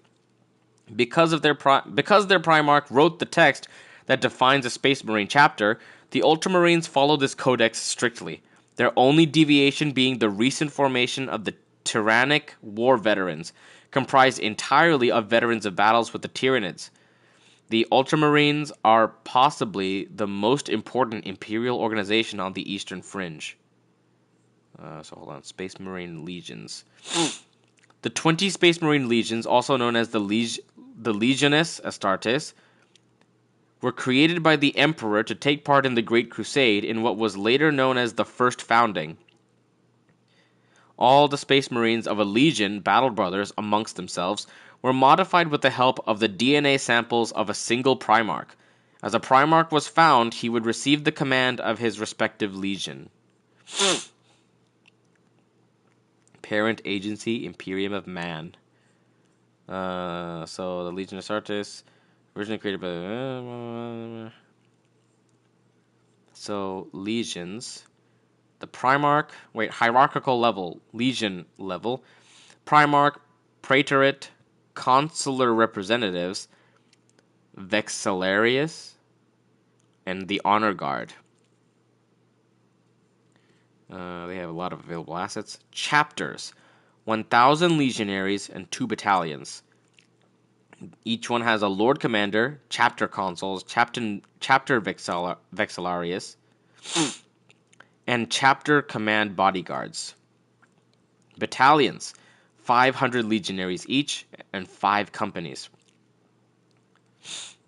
Lieutenant Commanders, Battalion Consuls, Battalion Vexillarius, Battalion Command Bodyguards, and companies, 100 legionaries.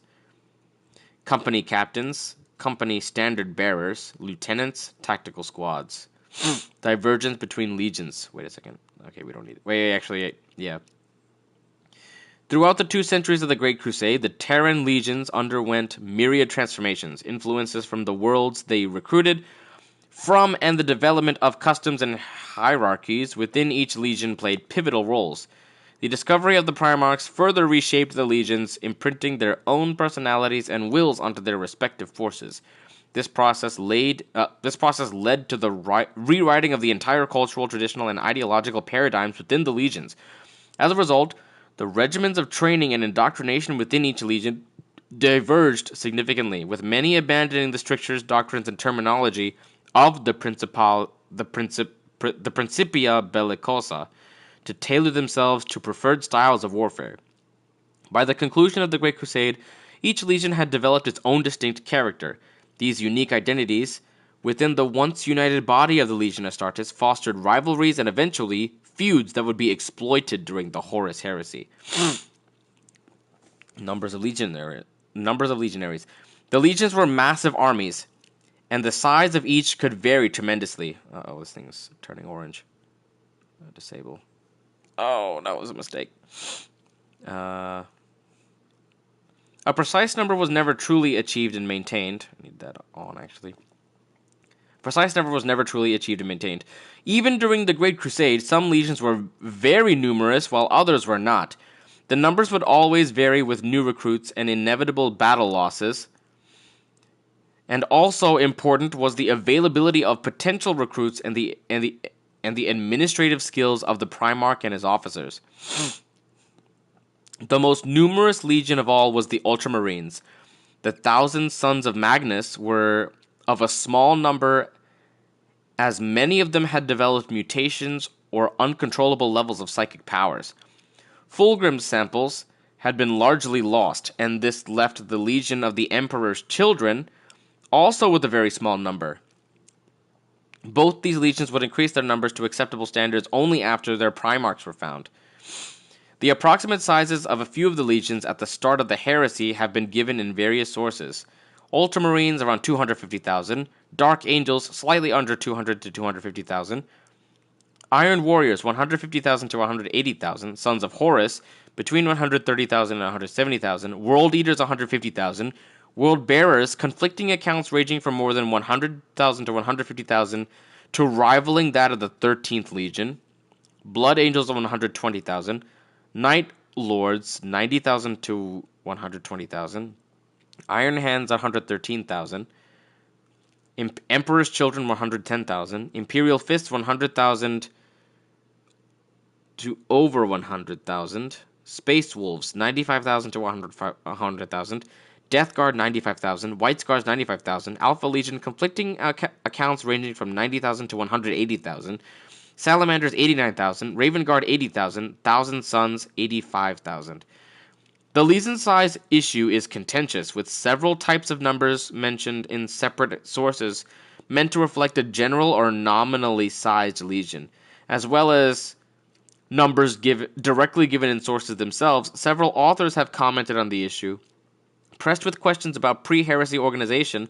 Although declaring there is not any real information about it, Andy Chambers answered that, quote, Space Marines started out in legions of approximately 10,000 strong, parentheses, or more depending on the specific legion, end parentheses, which were broken down into chapter-sized great companies rather like the Space Wolves, parentheses, who are renowned for not adopting the Codex Astartes alterations made by Guilliman post-heresy, and who thus follow pre-heresy organization more closely, end parentheses, end quote. Note 1, in the Crimson Fist novella, it is mentioned that 20,000 Imperial Fists constituted 1/5 of the entire Legion, making 100,000 the likely number. Before the Word Bearers' invasion of the... Okay, I don't care about any of this yet. Originally, each legion was simply known by its number. For instance, the Dark Angels were simply known as one legion, and had plain gray armor. However, upon rediscovering their Primarch, the legion would take his homeworld as their own, gain a name instead of just being known by their number, and change their power armor from gray to one consisting of a combination of battle honors and their Primarch's own tastes. The Emperor saw no problems with this development. The loyalty of the Primarchs to him was believed to be unshakable. This reasoning would be proven to be mistaken, as half of the known legions revolted during the Horus Heresy. So, Legion 1 is the Dark Angels, the Angels of Death, the Uncrowned Princes. The Primarch is Lion L. Johnson. Homeworld is Caliban, loyal. Legion 2 is unknown, and all their records were expunged. Legion 3 is the Emperor's Children, no original name. Their Primarch is Fulgrim, Chemos. They were traitors. So is this traitors during the... 20 Space Marine Legions of the Great Crusade. So they tell you if they turned traitor or stayed loyal during the Horus Heresy. What is the Horus Heresy? Oh, it's still here. Number 4 is the Iron Warriors. The unofficial name is Corpse Grinders. Their Primarch is Perturabo. Their homeworld is Olympia. They turn traitor. Number 5 is the White Scars, the Star Hunters. They were also called the Pioneers, Vanguards, Blood Debt, Grey Ghosts. Their Primarch is Jagatai Khan. Homeworld is Chogoris. They were loyal. Space Wolves. Number 6 are Space Wolves. The Rout. Ruot. Other informal titles include the Emperor's Executioners. Their Primarch is Lemon Roos. The homeworld is Fenris. They were loyal. Number 7 is the Imperial Fists. They had no official original name, but their informal titles are Stonemen, Iceborne, Sentinels of the Void, Defenders of Terra, His Protectors. Primarch is Rogul Dorn. Their homeworld is Inuit Terra. They are loyal.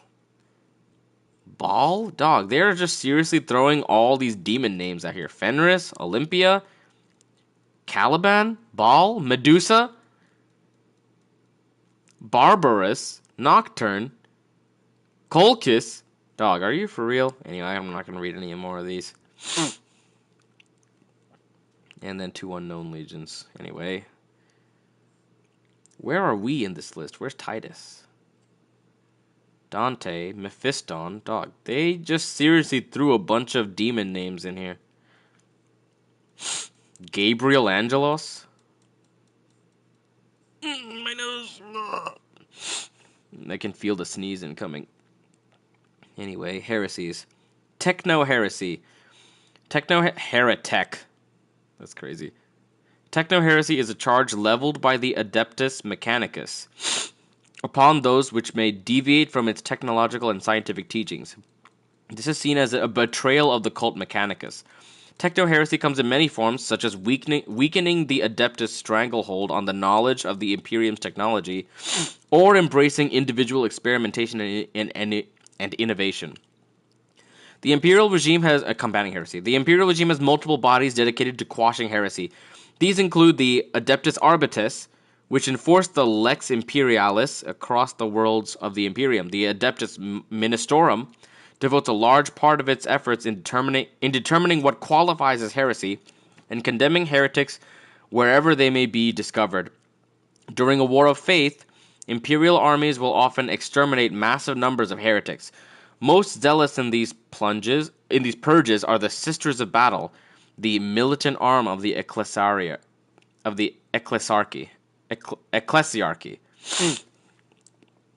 But the most sinister of all is the Inquisition, and more specifically, the Ordo Hereticus, which has made it its mission to eliminate the heretic. The Ordo Xenos is often tasked with combating xenophilic acts of heresy, while the Ordo Malleus will sometimes exterminate the most dangerous of all chaos cults. In some cases, the dreaded Officio Assassinorum, or even the Adeptus Custodes, have brought their wrath down on suspected heretics. For combating techno-heresy, the Adeptus Mechanicus maintains its own secret police force, known as the Prefecture Magisterium. This agency operates hunter-killer clades which brutally deal with suspected heretics. So, what is the deal with the cult Mechanicus? What's the Adeptus Mechanicus? Adeptus Mechanicus, formerly known as the Mechanicum, is a technological organization often known as the Priesthood of Mars. It holds a monopoly on technological knowledge in the Imperium. Their forge worlds turn out the Imperium's most powerful and advanced weaponry and equipment. The organization's adepts, the Tech Priests, are vital in maintaining much of the Imperium's more technologically advanced equipment, not least of which is the Emperor's life-sustaining Golden Throne. So they are part of the Cult Mechanicus. The Cult Mechanicus is the state religion of the Adeptus Mechanicus, which recognizes its own dogma as opposed to that of the Imperial cult. Okay, but then we're allied? We're not, killing each other? As an organization, it is composed of the priesthood of the Adeptus Mechanicus, also known as the Tech Priests. I don't understand how they're completely opposed to the Imperial cult, but they're not considered heretics? I don't understand. Yeah, these are the Tech Priests. A Tech Priest is an adept of the Adeptus Mechanicus. They are the members of the Cult Mechanicus, a priesthood which forms a hierarchy of technicians, scientists, and religious leaders. The Tech Priests provide the rest of the Imperium with its technicians and engineers. Though their bodies often incorporate many mechanical components, Tech Priests are human or abhuman, unlike the slave machines servitors, which carry out all the heavy and monotonous labor for them. Oh, so the servitors are what we're seeing that just kind of talk funny. Yeah, a gun servitor here. Servitors are mindless drones of flesh and metal attached. Flesh and metal used to carry out simple manual tasks. They are one of the few tolerated forms of robotics in the Imperium, as they are simply surgically enhanced cyborgs, not true artificial intelligence. Yeah, because Lord knows what would happen if they tried that. Probably, again, knowing these guys. Here's Servatus Ackerman.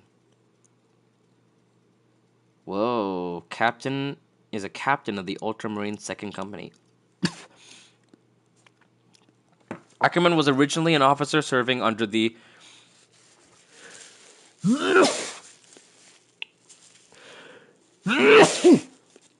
I'm suffering.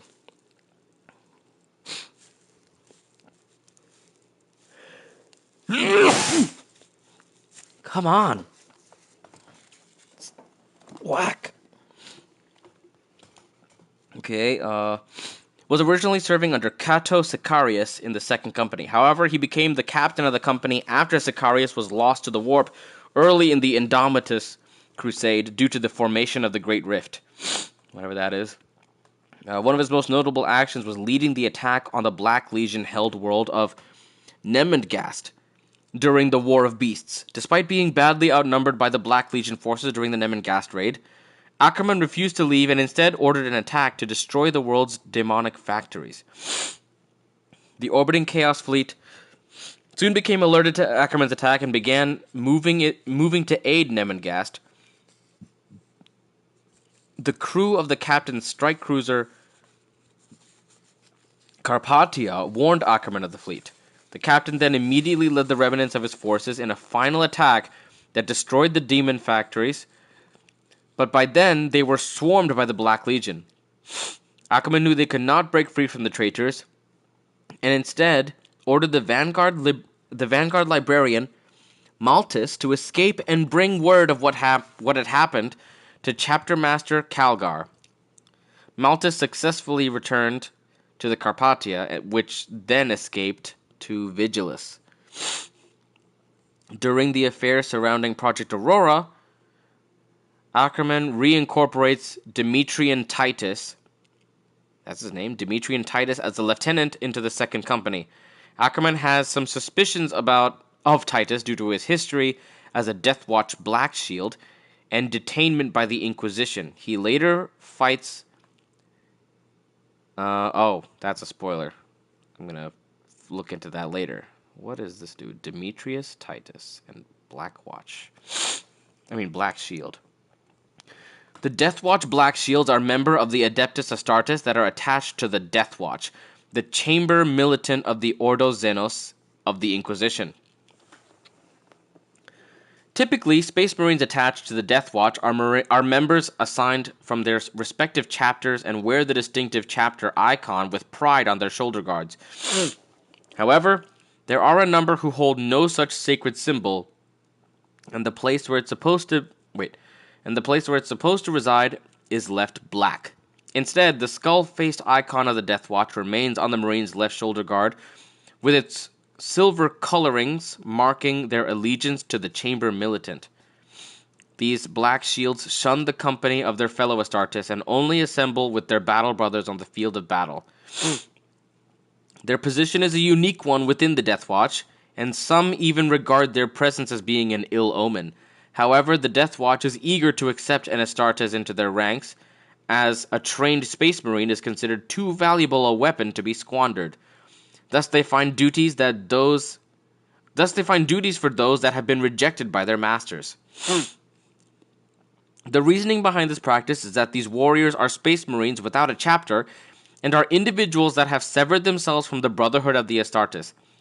Such individuals often have their heraldry removed from their shoulder guard and petition the Watch Commander of the Death Watch for admittance into that sacred order.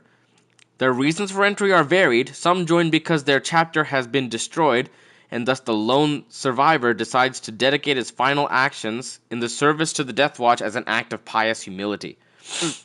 Another, much darker origin arises from situations where the respective warriors' battle brothers turned away from the grace of the Emperor.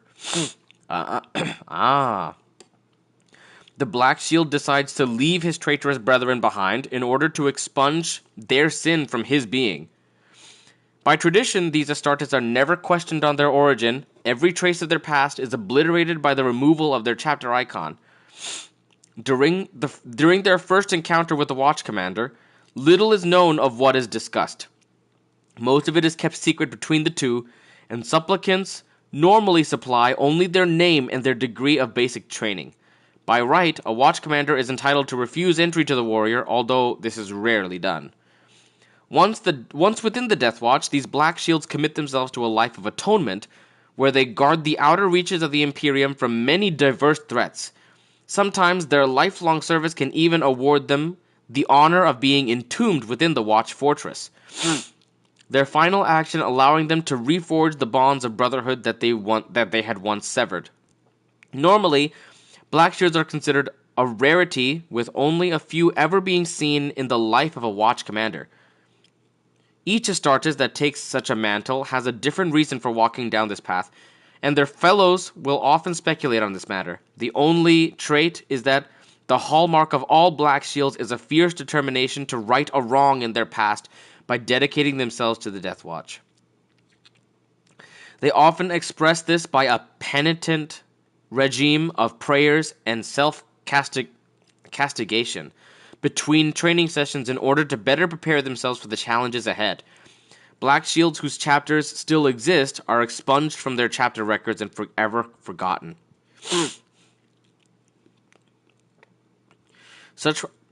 Black Shields whose chapters still exist are expunged from their chapter records and forever forgotten. Such a practice is still used by some Astartes chapters as a form of permanent exile for brethren who cannot atone for their misdeeds in any other way. On the battlefield, a Black Shield fights without a care for personal injury, and is single-minded in achieving the objective of the kill team. They are noted for being reckless, yet at the same time self-sacrificing, since they show no hesitation or fear when putting themselves in the path of danger. This means they make ideal point men or forward troops, which can be used to bait an enemy or draw their foe's fire, whilst his comrades terminate the target.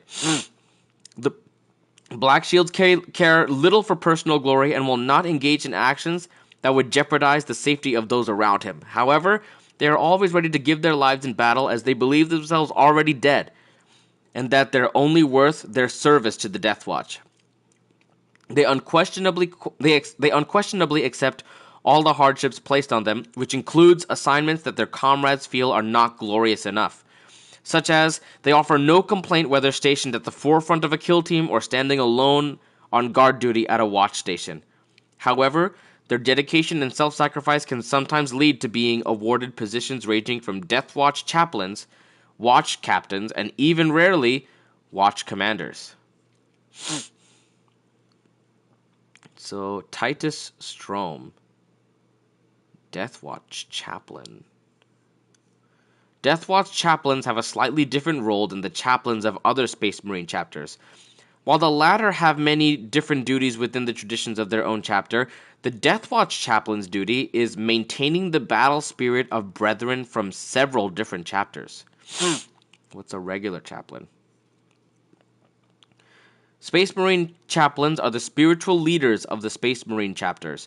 Warrior priests, they fight alongside their battle brothers, chanting the chapter's sacred battle creeds and inspiring their brethren to greater feats of bravery. To enemies, they appear as terrifying and sinister figures in black power armor and skull-visaged helmets. So, they're bards. Anyway, Demetrius Titus. Demetrius Titus is a Primaris Lieutenant in the Ultramarines Chapter 2nd Company. Early history. He was born on the Ultramar agri-world Tarentus some 80 years before the Battle of Macragge, and was the only child of a humble family of modest means. Titus was later... Titus is a child? Titus was later selected as an aspirant. Aspirant? I'm guessing that's an Ultramarine... Aspirant is a human youth selected for possible induction into the Space Marines.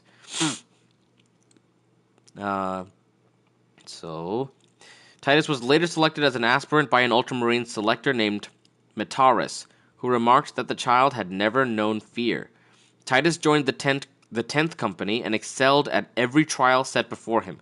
After becoming a Space Marine, Titus struggled with his temper during his youth, but became a decorated warrior. However, in a campaign against the forces of Chaos, he was badly injured slaying a Chaos Sorcerer who wiped out the rest of his squad.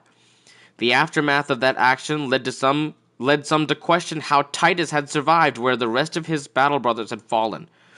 More than once since that occurred, Titus was forced to defend his reputation within his chapter.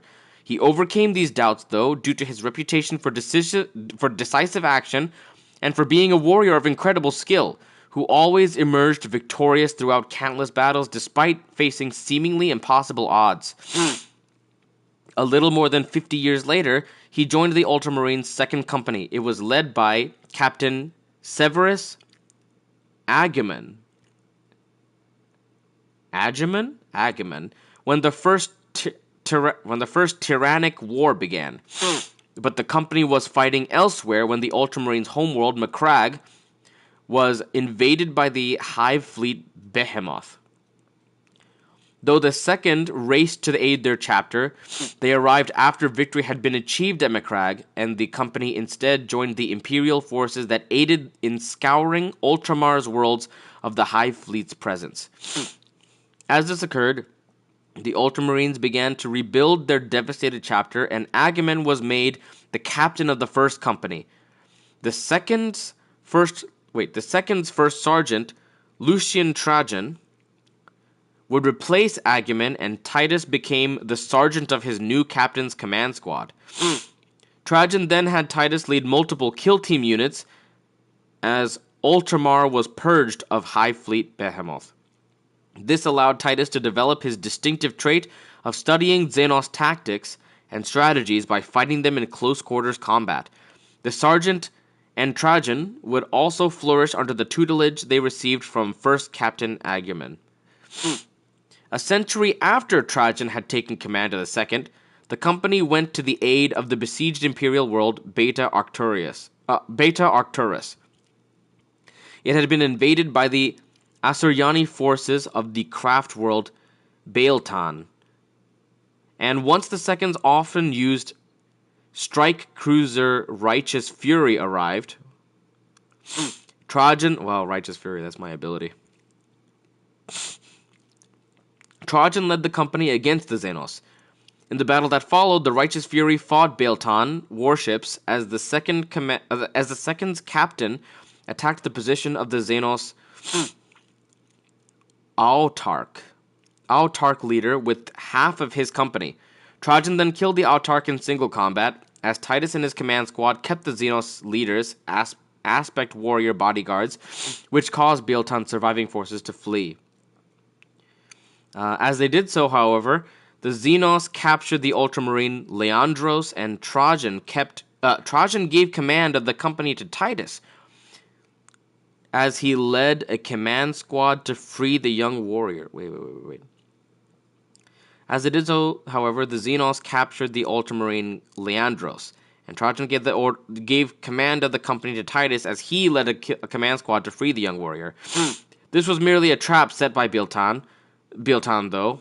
This was merely a trap set up by Baltan, though, who ambushed and mercilessly killed Trajan. After learning of this, Titus was able to lead the second in an attack that finally drove off the Xenos, and Leandros and Trajan's body were just... Wait.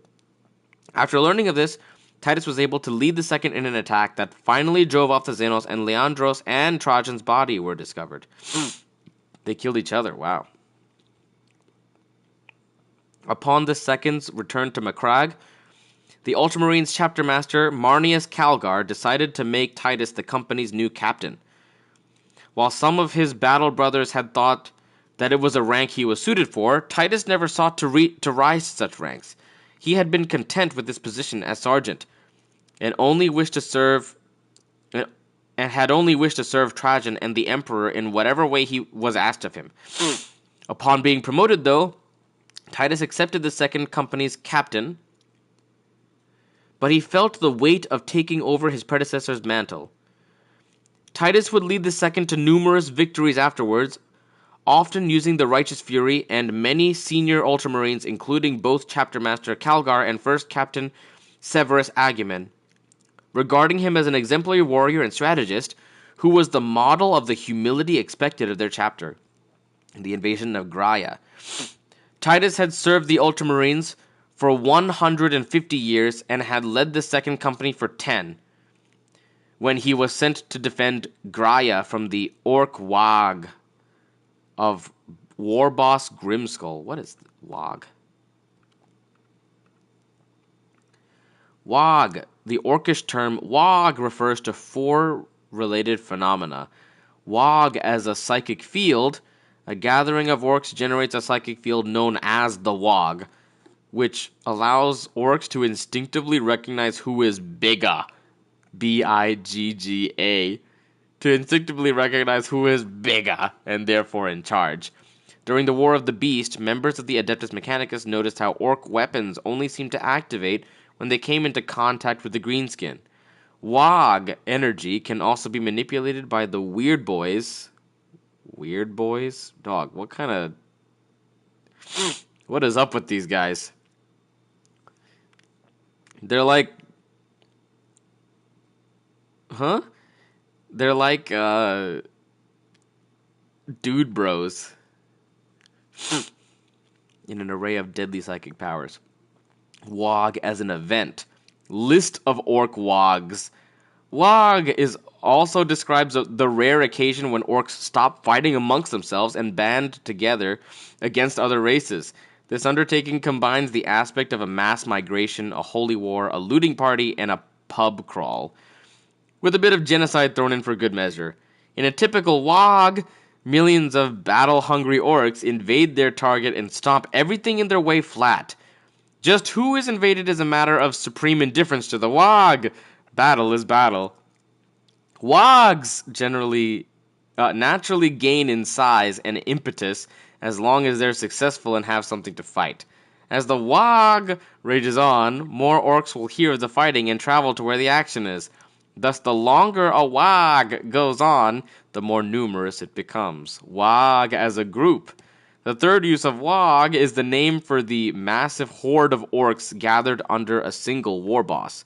An individual orc who is invariably the largest, most dominating, and physically intimidating, and therefore able to unite different war bands of orcs into a horde. almost always for the purpose and duration of undertaking a wog in the second sense of the word. Very often, the wog is named after this war boss. The wog of the beast was so powerful that its effect influenced all of his orcs to grow far larger and more aggressive than normal. Even a standard beast orc boy towered above a normal greenskin. A wog is typically dispersed at its defeat, the death of its war boss, or simply when it runs out of enemies. The combined war bands and tribes will then break up through infighting and interclan rivalry. Exceptions do occur. A particularly dominant war boss occasionally manages to hold his boys together, forging a small empire for himself. The best example of this is the Orc Empire of Charadon, which has survived for thousands of years under the rule of successive warlords. The current most notable instigator of wogs is Warlord Gazkul Thraka, responsible for the Second and Third Wars for Armageddon. Warcry. Lastly, Wog is the near universal warcry roared by orcs in battle. When used as a warcry, the length of the term used can vary, usually indicated in print by a greater number of A's. Dog. This is definitely them just playing. So anyway, he was sent to defend Graia from the Orc Wog of Warboss Grimskull. The 203rd Cadian Regiment as well, but it suffered heavy losses, and its remnants came under the command of 2nd Lieutenant Mira, who was its last surviving officer. During the battle, Titus mainly fought beside brother Leandros and his close friend and confidant, veteran Sergeant Sidonis, who each served in the captain's command squad. As they fought against Grimskull's Wog, Titus personally led the two on a mission to secure one of Graia's Imperial Titan manufactorums, as well as in assisting 2nd Lieutenant Mira against the orcs. The 3 Ultramarines were later diverted by a message from Inquisitor Drogon, who asked for their assistance in retrieving the power source of an experimental warp-powered weapon, the Psychic Scourge. The captain agreed to do so, but after they fought their way through the orcs to reach it, Titus was directly exposed to the power source's warp energy. To everyone's surprise, he survived the encounter, though this quickly raised suspicion within Drogon and Leandros. Then, upon traveling to Drogon's laboratory to use the Scourge, the Ultramarines were betrayed by Drogon. Who used the weapon to open a warp rift on Graia. In truth, the Inquisitor had been possessed by a demon all along, and from the warp rift emerged its master, the Chaos Lord Nemeroth, and his chosen of Nemeroth warband. This began the chaos invasion of Graia, and Titus, Sidonis, and Leandros fought their way to a nearby Imperial Titan hangar, with the captain slaying Warboss Grimskull while en route. After arriving in the hangar, Titus commandeered the Warlord Titan Invictus and equipped it with the Psychic Scourge's power source in an effort to close the warp rift. He then had the Titan's Princeps Enoch fire upon the warp rift, but their efforts failed as the warp rift only became contained. Titus then entrusted the power source to Sidonis to evacuate it to the 2nd Company strike cruiser, the Fury of Descent, for safekeeping. While the captain and Leandros kept Nemeroth's forces at bay, Leandros kept Nemeroth's attacking forces at bay. Sidonis raced toward the landing pad to wait for an aircraft to evacuate him, but the veteran sergeant was ambushed and killed by Nemeroth before he could do so. The Chaos Lord then escaped with the power source as he intended to use it to become a demon prince. I don't know what that means. Titus sought to stop this and left Sidonis' body with Leandros and 2nd Lieutenant Mira as he went to pursue Nemeroth. Titus then interrupted the Chaos Lord's ascension on the top of Graia's orbital spire, before it concluded by tackling Nemeroth off the spire mid-transformation. Oh, he broke the cardinal rule of anime anime transformations. Never interrupt your opponent when they're transforming. The captain was able to kill the Chaos Lord during their fall, and then shattered the Psychic Scourge's power source. The resulting explosion of warp energy finally closed the warp rift, but once again, Titus was left unscathed by its corrupting touch. His resistance to the warp, though, had caused Leandros to report Titus to the Inquisition for potential heresy. This led the captain to be confronted by the Ordo Malleus Inquisitor Jerome Thrax, and Titus allowed himself to be taken into custody in order to spare the Second Company and the 203rd Cadian Regiment from the Inquisition's wrath, as they were affiliated with a potential heretic. However, he would give a few disparaging words to Leandros before departing from Graia with Thrax, prisoner of the Inquisition. Once the Ultramarines became aware of what had occurred to Titus, Chapter Master Calgar made repeated requests to the Inquisition for the captain's return. These were to no avail, however, as Calgar would never receive any replies regarding Titus or Inquisitor Jerome Thrax. With his absence, though, the Second Company was left without a captain, and it was decided that Cato Sicarius would succeed Titus as his new commander. The Ultramarines later erected a statue of Titus in their fortress monastery's Hall of Heroes. The missing captain was also honored by Malum Credo, an Ultramarine who went on his own mission to Graia in order to investigate the fate of a fragment of the Psychic Scourge's power source. In truth, Titus spent the next century being repeatedly psychically scourged and subjected to brutal mind trawls by Inquisitor Thrax. Wow. An entire 100 years being tortured. As a student of the Imperium's history, the Ordo Malleus Inquisitor had long viewed the Space Marines as being a significant threat to humanity's existence, just as heresy and the warp were. This is what led the Inquisitor to keep Titus imprisoned within his remote inquisitorial watch station, no matter how many his tests and interrogations proved the Ultramarine was not corrupted. Titus bore these stoically and was kept in a stasis cell between his bouts of testing, alongside several... Why are they used so many commas? Alongside several other Space Marines that Thrax had imprisoned after their chapters had drawn his scrutiny. This continued until the Inquisitor was slain by the Grey Knights, after he became possessed by a demon during his purge of the Grey Slayers chapter. Good lord. In the subsequent Ordo Malleus investigation into how he could have become possessed, Thrax's holdings were seized by an Inquisitor who discovered Titus and the other imprisoned Space Marines. Though she could have dealt with them in a way that would hide Thrax's shame, the Inquisitor instead sent the Space Marines to be evaluated at the Deathwatch Watch Fortress, Watcher Keep. Release and the Fourth Tyrannic War. Titus would then be deemed free of heresy, and though he cast Thrax and Drogon from his thoughts, his experiences with them would forever alter the Ultramarines' opinions and dealings with Inquisitors. However, while he was no longer a prisoner, Titus felt he had no home to return to, as he had not received any contact from the Ultramarines since he left Graia. Why is there a comma there? This led him to believe his actions had brought shame to the chapter, and because of this, Titus felt he was no longer worthy of bearing his name or of being an Ultramarine. He then gladly joined the Watcher Keep's Death Watch forces as the Black Shield Nullus, as it would give him a chance to continue serving the Emperor and the Imperium.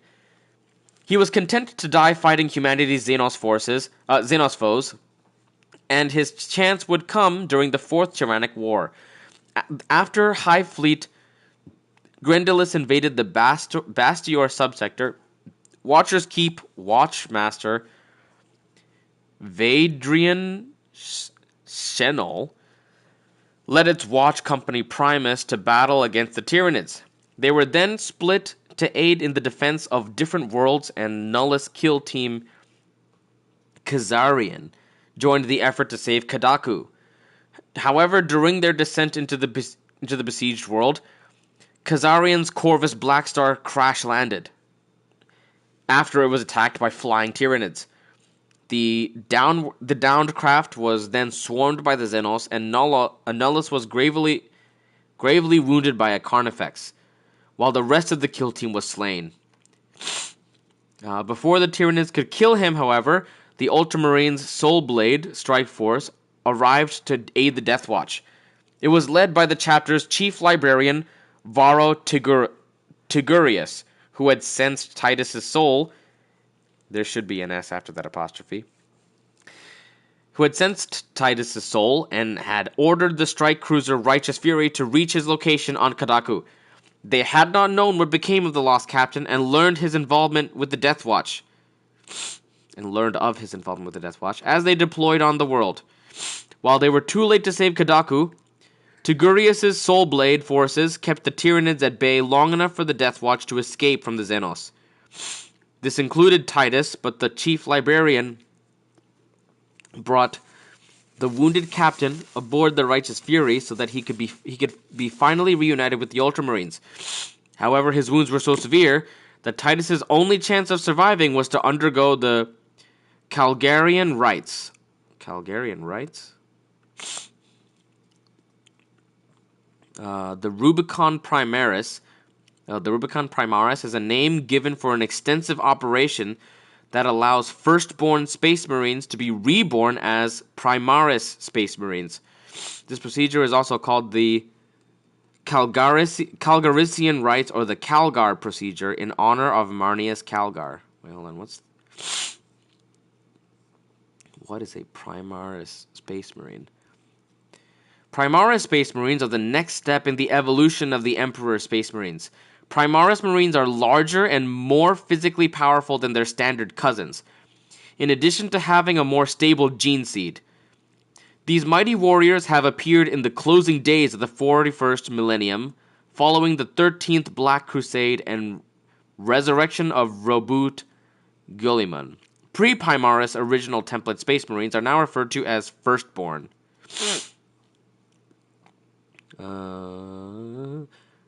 I don't need to read the rest. Firstborns. Firstborn, also known as Principia, is the imperial term for the original temperate pre-Primaris Space Marines. For 10,000 years, from the Great Crusade until the end of the 13th Black Crusade, the Firstborn were simply Adeptus Astartes. However, following the development of Primaris Space Marines by Belisarius Cull, the Firstborn, as they came to be known, faced the prospect of obsolescence at these larger, physically stronger, and mass-produced warriors. Originally, in the early stages of the Indomitus Crusade, most Primaris were produced by Cull himself, and, though developed by the gene seed of the Primarchs, lacked a distinct identity, instead being gathered in armies known as the Unnumbered Sons. However, as the Crusade progressed, the Unnumbered Sons were distributed to either new chapters of the Ultima Founding or into existing Space Marine chapters. Okay. So, close this. Where was I? Gravely, he became a Primaris. Where did he become? Here. So, Titus's only chance of surviving was to undergo the Calgarian Rites aboard the strike cruiser and become a Primaris Space Marine. He successfully did so, and as the unconscious captain recovered from the operation, Tigurius psychically checked to see if Titus bore the mark of chaos upon him. While some of their battle brothers were apprehensive of Titus rejoining the Ultramarines due to his long unexplained absence, Tigurius declared that the captain was free from any taint. Wait, who is Tigurius? Chief Librarian, Varro Tigurius. Who is this guy? Varro Tigurius is the Chief Librarian of the Ultramarines. He was appointed to this role after many years of fighting, owing to his extensive knowledge of the galaxy and his immense psychic powers. How old is this guy? Born on Macragge, Tigurius' parents submitted their son to the marshals of induction at the Fortress of Hera. That's pagan. He was quickly recognized as a psyker, and use of his powers of foresight during training exercises was initially seen as cheating. During his aspirant days, his training overseer was Orton Cassius. Eventually, due to his supernatural perceptive nature, he was taken in by the chapter Librarius, quickly becoming a lexicanium. During his early years in the chapter, Tiberius's insight, there should be an S after that, and perceptiveness saved his battle brothers on countless occasions, allowing him to rise through the ranks. His most notable early accomplishment was in the Altar Crusade. Okay, anyway. So,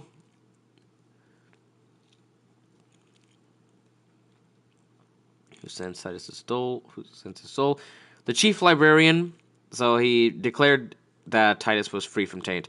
The chief librarian soon informed the Ultramarines chapter master of this, which led Marinus Calgar to immediately reinstate Titus into the Ultramarines.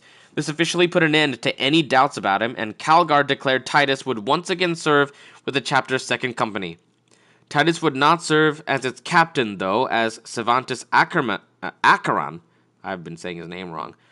As Cervantes Acheron now held the title, and instead the Primaris became one of the second's lieutenants instead.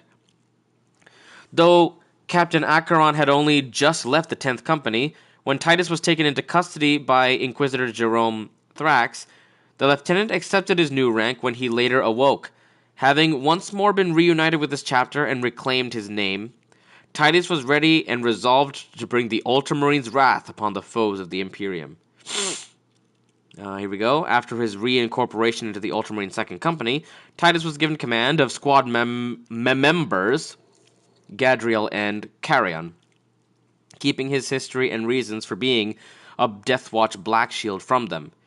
He converses with the chaplain attached to the Ultramarine 2nd Company, who is highly distrustful of him and seeks to keep an eye on him. Titus then journeyed... yes, so now we're caught up. So, let's close this. Close this. Back to the live stream. Let's continue. Oh, my arm is numb. So we're at the 2.5 hour mark. And I spent... Wow.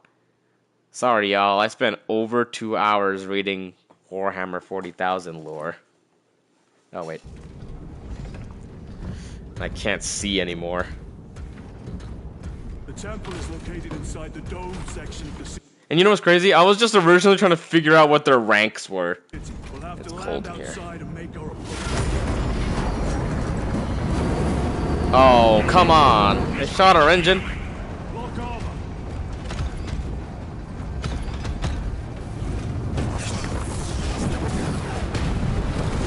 armor. Lock armor onto what? Where are our helmets?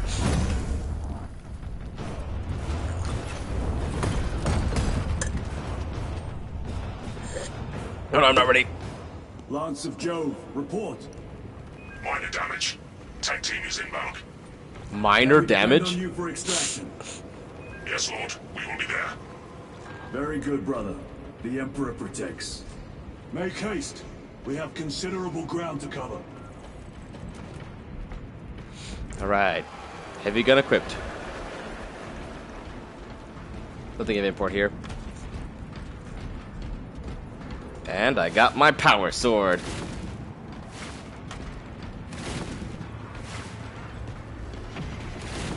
Lightsaber on, lightsaber off. What was... He said the same I was literally saying, what was that? You said it. I am really good at this. Carronates! Let us thin their numbers.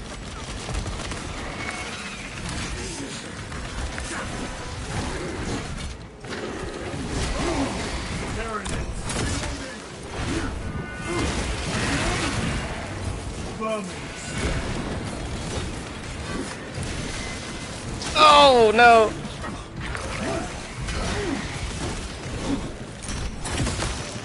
Oh man, I should have executed him. Oh, well. I mean, I should have faced a Neurothrone before. I have. A tricky adversary. Combat knife. Don't know why they would give. Don't even know why they would have combat knives when they have these swords. Oh, is it just me, or is the hilt on this thing kind of small? My headphones are falling off.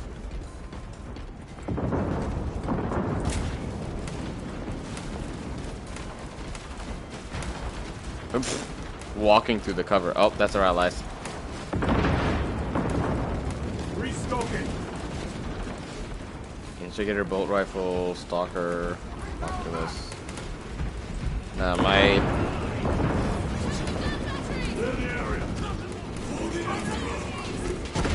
What are they shooting at? Whoa, more of us. Frag grenade out.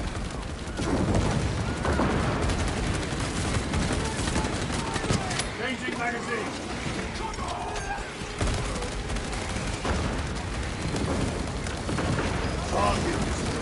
Oh.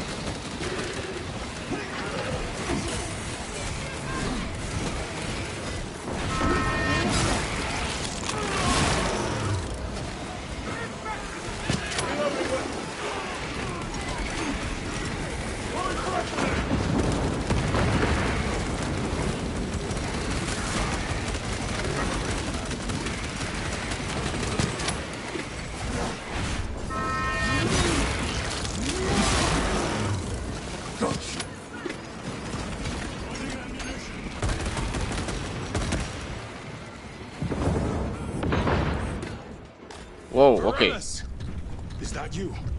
Chiron! Bless the Emperor. It's good to see you. Where's your squad? He's a veteran sergeant. Neurothroat tore them to pieces. We need to get across the bridge. Lieutenant, nothing gets across with that beast up there. What are we up against? It has its rear covered and we do not have the manpower to break through. The Cadians are holding the bridge, at great cost. Set up assault positions by the bridge. We'll deal with the Neurothroat. Very well. He's like, alright. Are you sure? We'll avenge them, brother. Watch Shall yourself. indeed.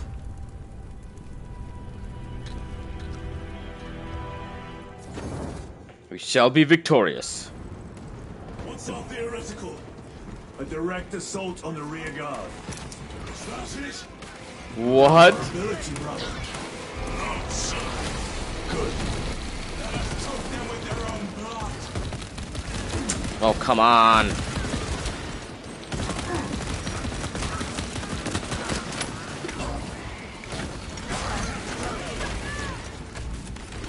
Oh my god, they're all gone. They never learn. These things, I hate these things. Toxins assail my senses.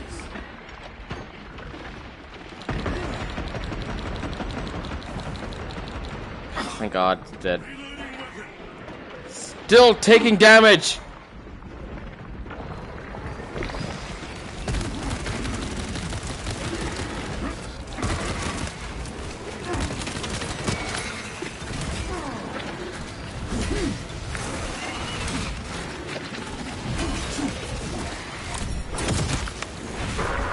Okay, come on, give me some more armor. I need some more health, that's really what I need.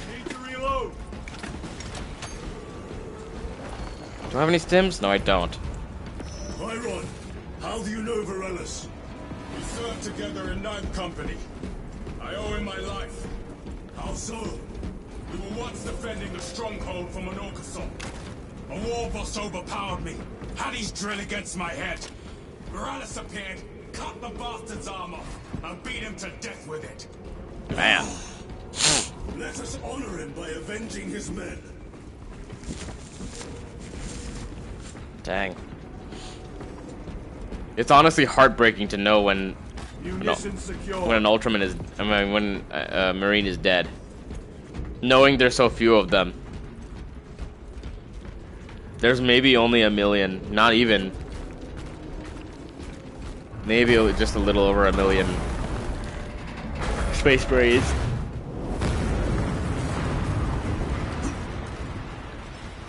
But realistically, they're the only warriors that can face up against these guys.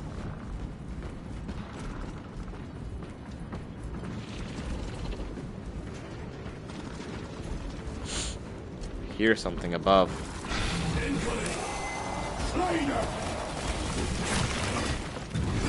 Wow.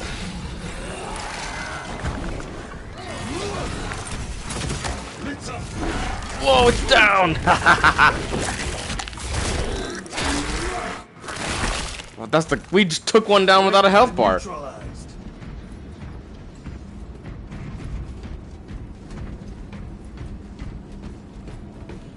Wow, that was concerning.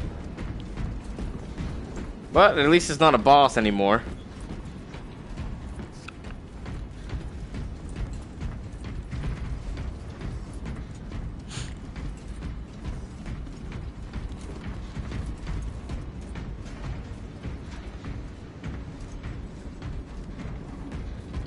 Their biggest weakness is that they're so loud.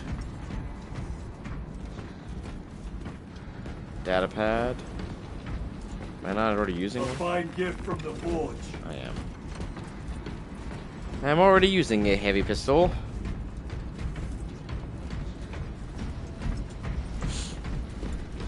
But where is the data pad?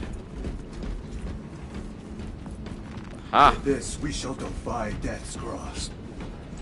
I knew I needed something over here. Especially with my health being so low and me not having any stims.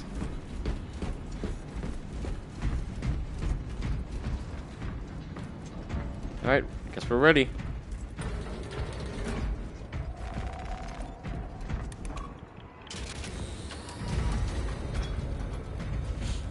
Brother, what happened on Graya?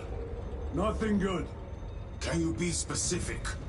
I would sooner focus on the mission at hand.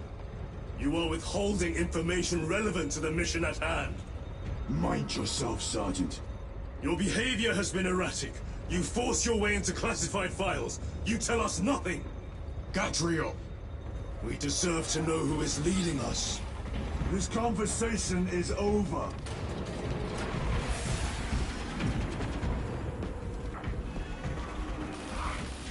The former commander of the second company.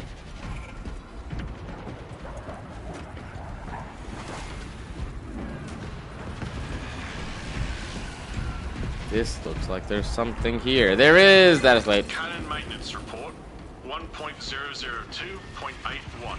She's holding her shape and her form. Real beauty, this one. Hope she gets to see action. Each day, I cleanse the sand from her joints, oil the gears. I honor the machine's spirit by doing me duty. I perform the daily rites so the weapon's spirit will be swift and wrathful. What is this? Just Scottish mythology? This entire game? I guess in a way it is.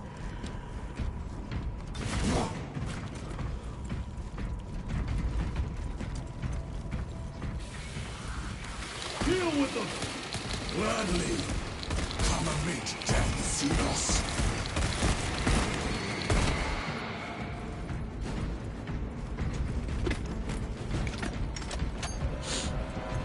Okay, easy peasy. Let me guess we're jumping down. Morellis, ready your men. You broke through. We're about to take down the Neurothrope. Good. Make it suffer. Oh, I should have taken that before using the cash, but whatever. Got a stim. Concentrate fire on the Neurothrope. For Ultramar. Is that the Neurothrope? Oh my god. It's one of these? I hate these. And it's got really good aim.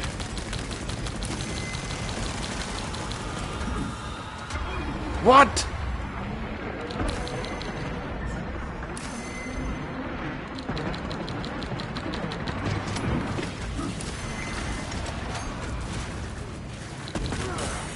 How? Why are they heat sinking?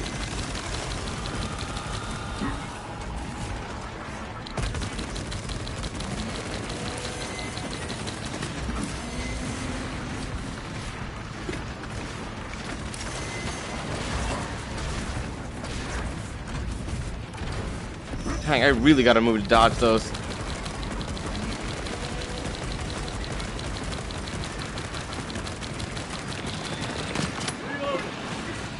Oh my god, I'm already out of ammo. What? Oh no!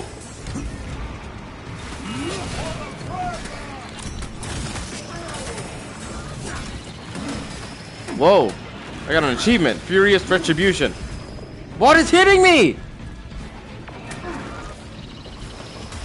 Kill it!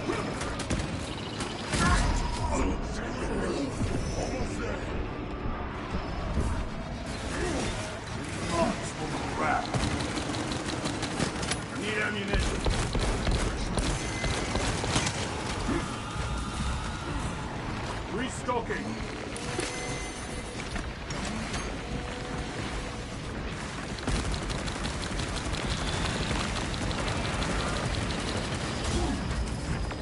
What am I supposed to do against that?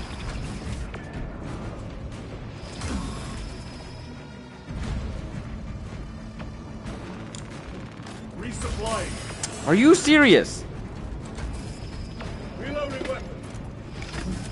Just dodge through it? Wow, I am just supposed to dodge through it.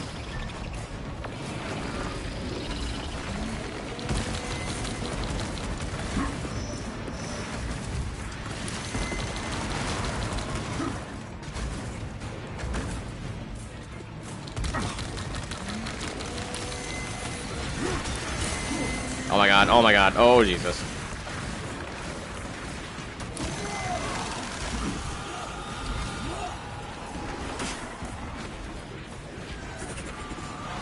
Melter bomb deployed.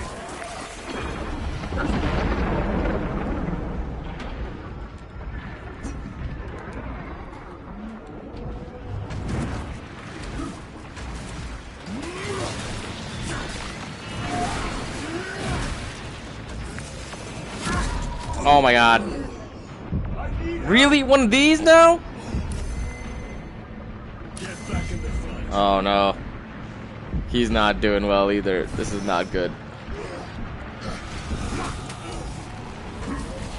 On the frag.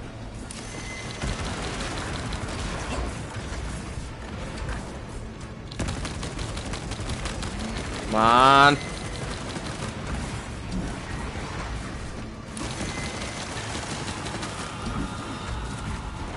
Reload.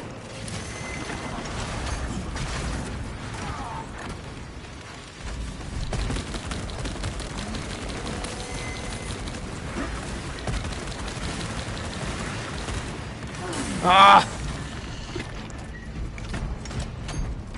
Get him!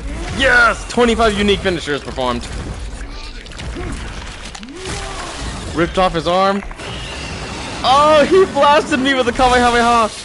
And I still tore my hand through it. The wretched Neurothrope has been stilled. Victory is ours, brothers. That thing was annoying. Morales, this is Titus. Your men are cleared to take the bridge. By the Primarch, I had little faith I would hear from you again. Will you be joining the assault? Our path leads to the dome. Travel well, brothers. Lance of Jove, we are heading for the bridge. Status report. Damage is worse than I thought. Tech priests are working on it now. Keep me updated. Brothers, let us proceed. Well, glad to be rid of that thing. Ugh. That was stressful.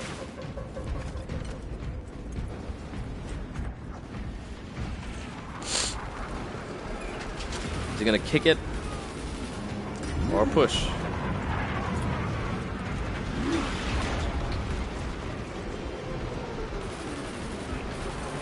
Canadians are trying to turn his back. That's crazy. Seen us cowards balk at a fair fight. Vile creatures. No Well. time to gloat. We must keep moving. Sweet, machine gun.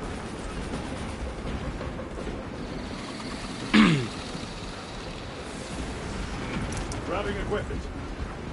Got another melta bomb.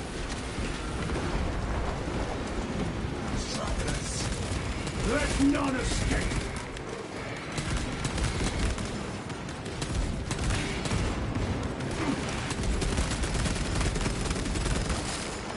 Target destroyed.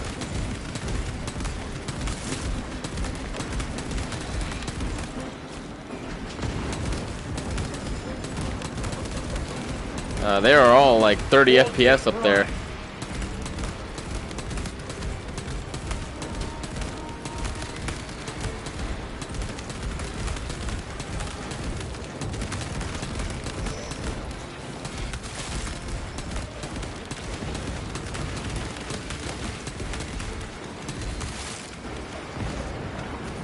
Cool down.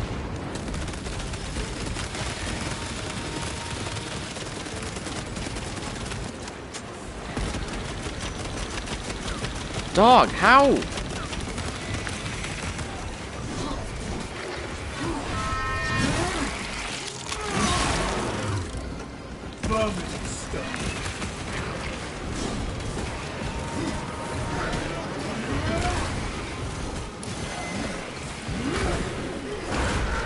Ha ha ha! Solo combat!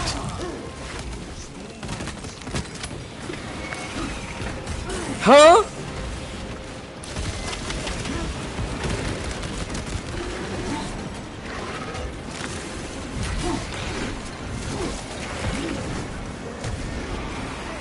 Oh man, I'm not doing okay.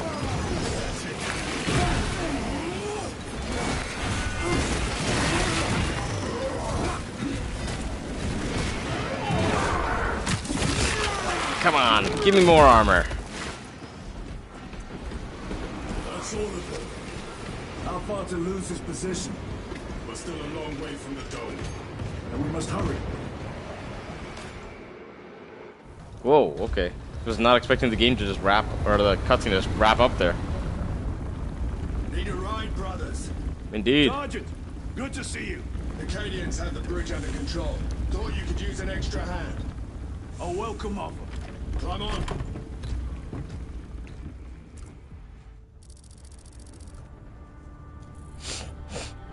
Administratum building.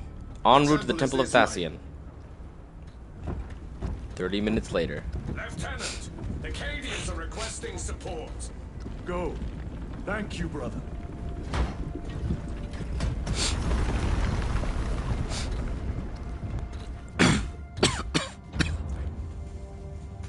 Ultramarines!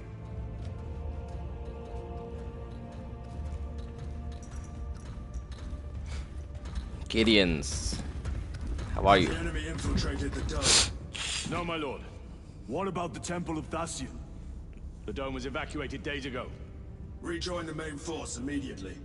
Our orders are to remain here. We see On shadows. whose authority? Tell him. Fairburn. Say something. We are to hold this position until further notice. The dome is empty. Now move on. But, sire... I gave you an order. Something's wrong. Forgive me, my lord. Perhaps there was a communication error. They're traitors. Assisted. The deserters. No. We have our orders. Prove it. Box your captain. If you are deserters, I'll execute you myself.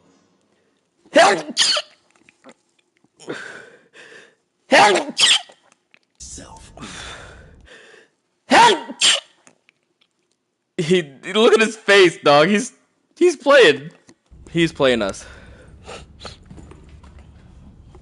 Captain Fairburn, come in.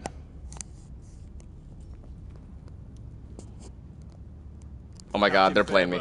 Come in. No, look at his arm. Ambush. No! Valerian! No way! He's dead! It blew up and got him in the face!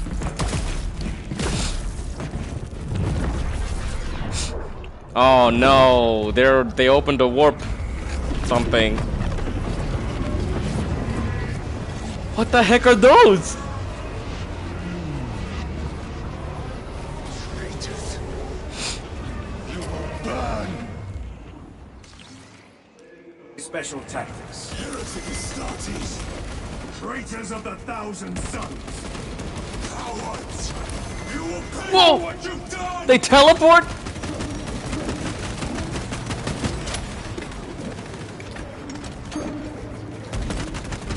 Wait.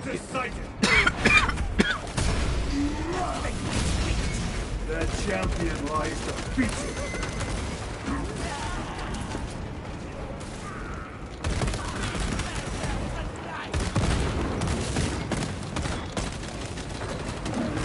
More abominations! Come forth and be Ooh, nice. Sorry, I'm stealing all your kills.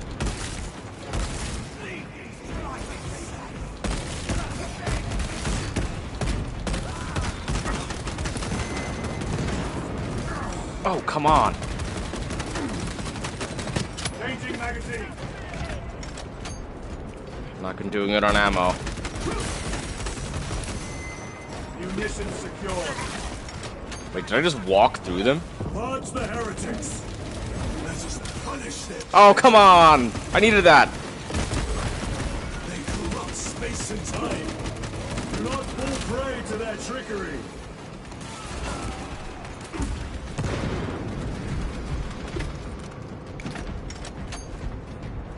Restocking.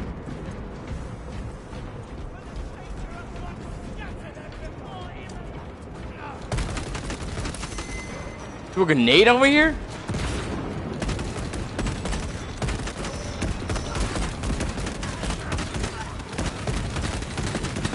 Need to reload.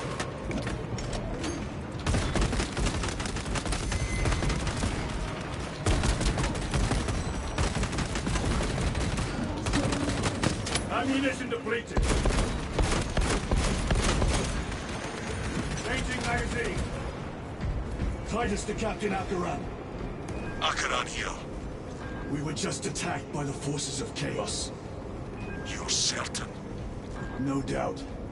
Heretic Astartes. And their minions. Throne, damn it. Do you have Luz? Negative. We're minutes away. Find him and get him out of there. Hurry! We told you. You didn't want to listen. We must restock. Gotta be careful.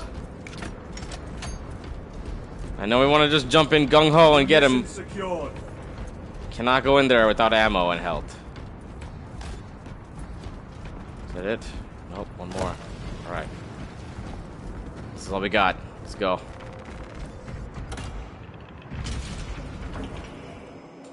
No health. What is this?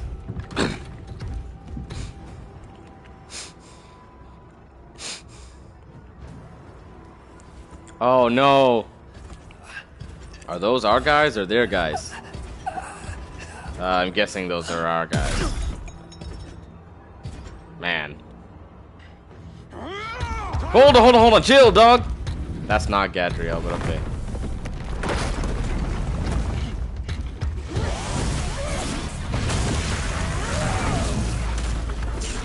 Good work. Oh, come on. You never want to jump into the giant vortexes. We have guns for a reason. Cover him. Why didn't we cover him earlier? I will grind your bones to dust! Chiron, take a defensive position. We will cover. Chiron! He's in a rage! He's risking the entire mission. He is trapped over there! There are force fields covering the exits. They seem impervious to our weapons!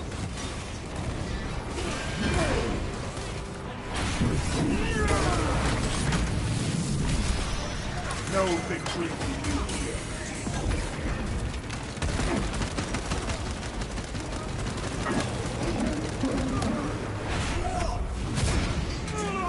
I need the armor. Resupplying. Reloading weapon. Wait a second. This will serve me well. Sweet. Ammo.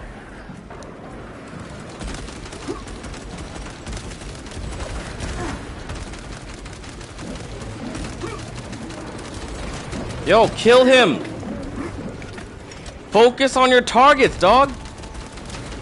Back to the warp.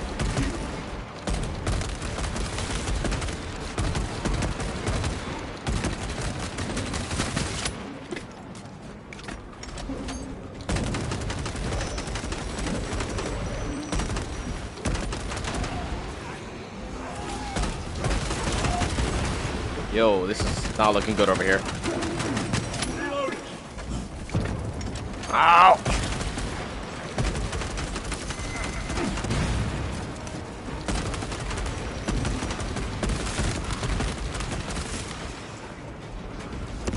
That is all of them.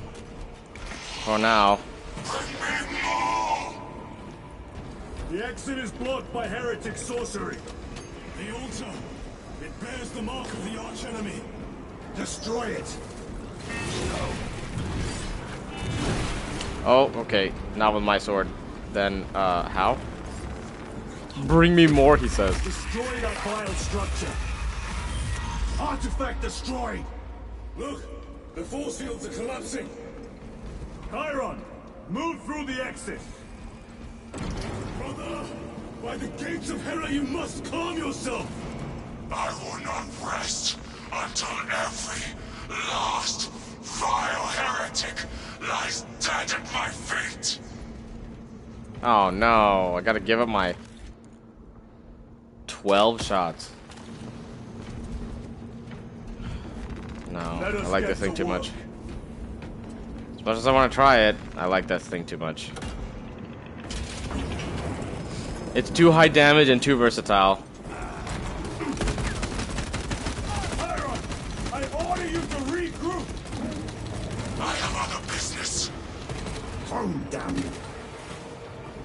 You will need cover. Move. I've never seen him lose control like this. Oh, come on, I threw it off the end. The whole system in jeopardy.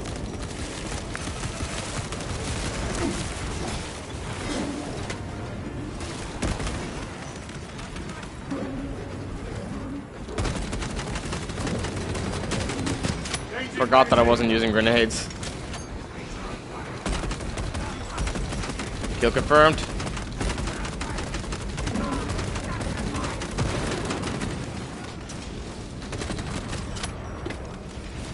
What are these things? Heretic cowards! I will end you all!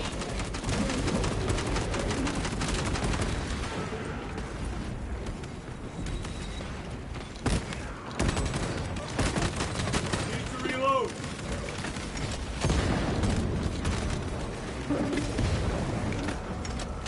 Oh, come on, over here too.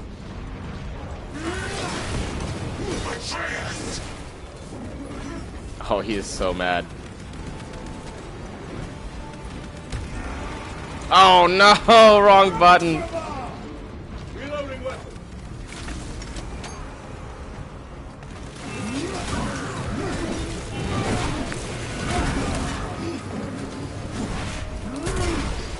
Get one.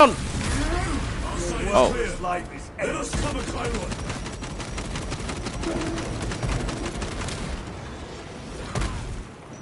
Only needed precisely enough to kill the dude and get out. Reload.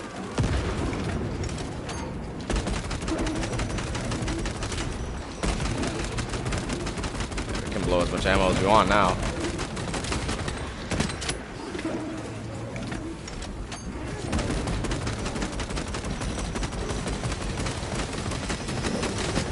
My weapon is empty. Restocking. Reloading. Oh, snap.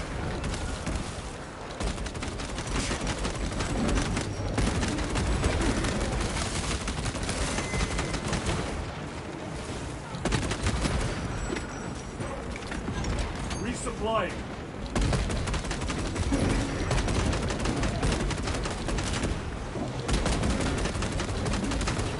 Your treachery ends now. No traitors remain. Get to Chiron, now! Jump.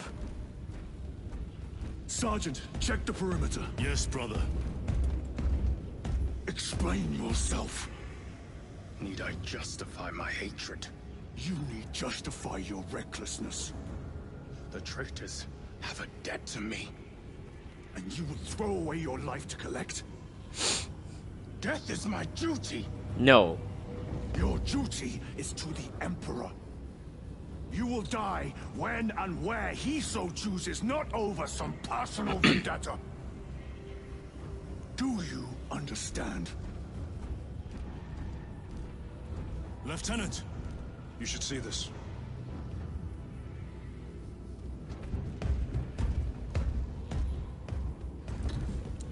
He knows he's right.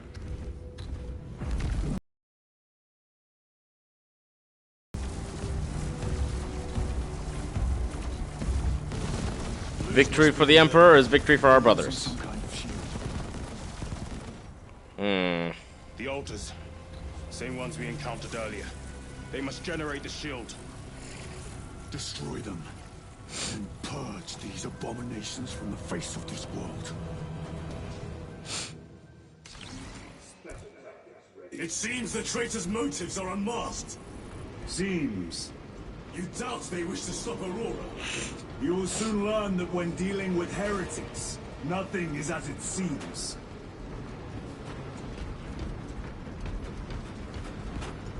Still missing it. Oh, never mind. Not anymore. Not my name, but I stayed hidden. My position, my rank, my life is worth more than theirs. I am of the Adeptus Administratum. I am of the Departmento Exacta. I pay for the war. I am instrumental. I pass on the tithes. I open the purse that keeps our defense guns charged. Oh, they told the cultists where I'm hiding.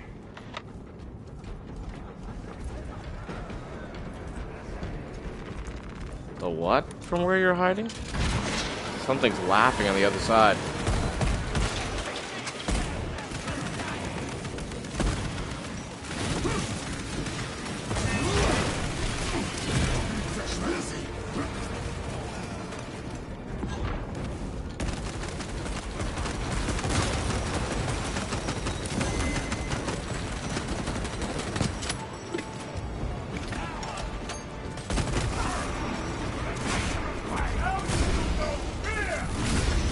No victory.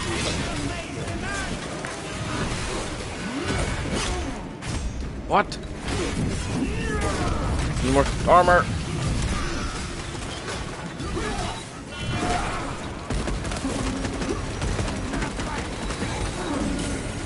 Ah.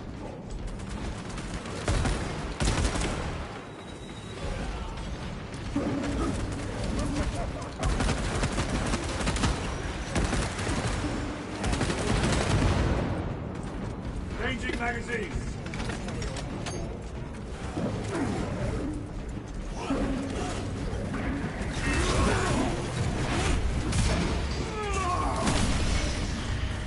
Huh, so is this what we fight in multiplayer? Why? The artifact we saw in those classified files may be of Chaos origin. Why wasn't it destroyed? It is immensely powerful. They believe they can control it. And you're just gonna hand it over to Lutz? Let it continue? These are my orders. He doesn't like it any more than they do.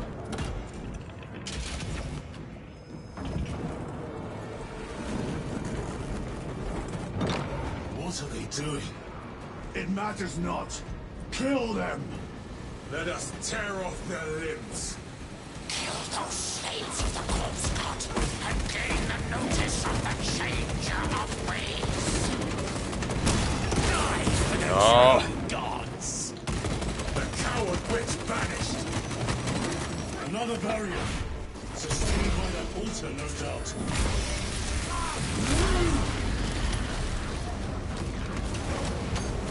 Purge the heretics so we may destroy it.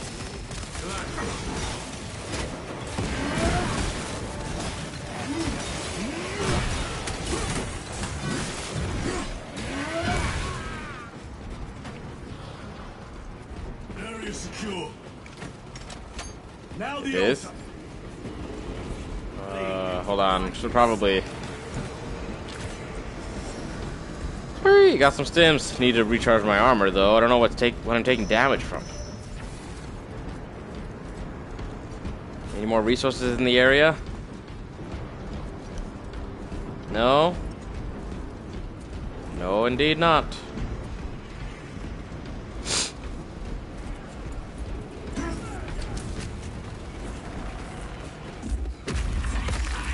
The spell is broken.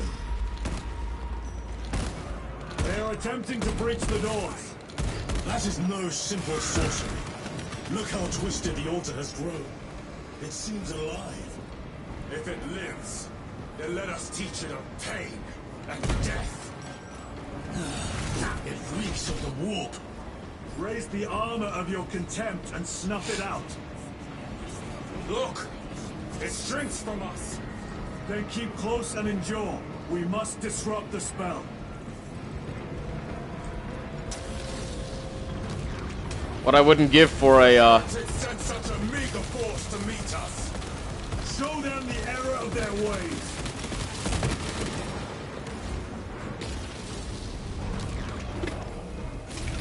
More abominations that wish to die! Leave these monstrosities to me! Ready to deploy special tactics.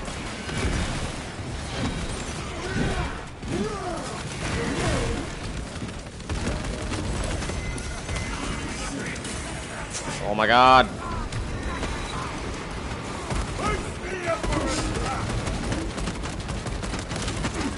The champion lies The wretches think they can stop us! Let us relieve them of their delusions, brother. Hold this ground. Dog.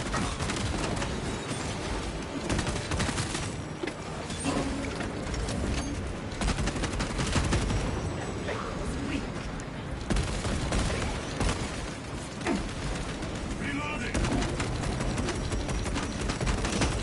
Back to the warp with you.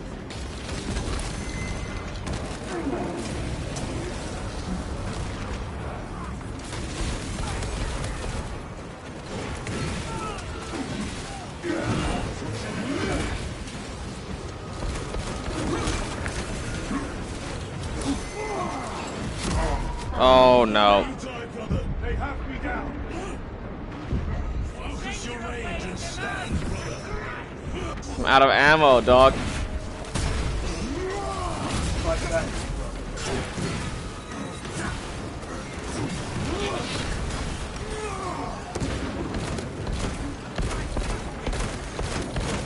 Changing magazine. Back to the warp with you.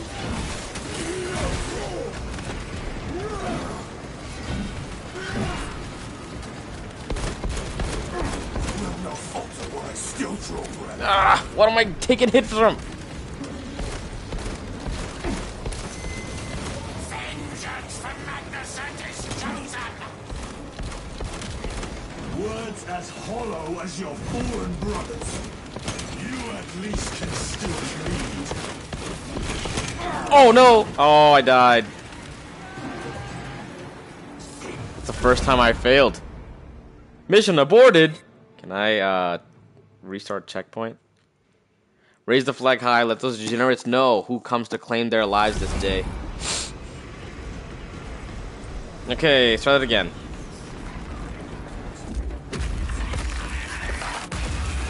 Spell is We burn broken. the ammo of the pistol first. They are attempting to breach the doors. That is no simple sorcery. Look how twisted the altar has grown. It seems alive. If it lives, then let us teach it of pain and death.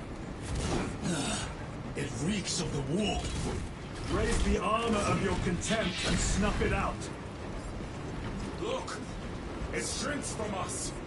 Then keep close and endure. We must disrupt the spell.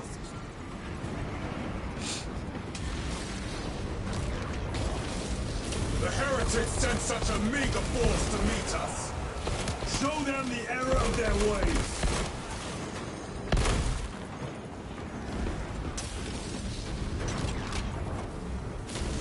More abominations that wish to die!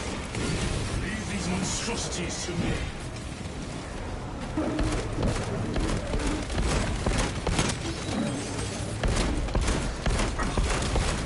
Their champion lies defeated.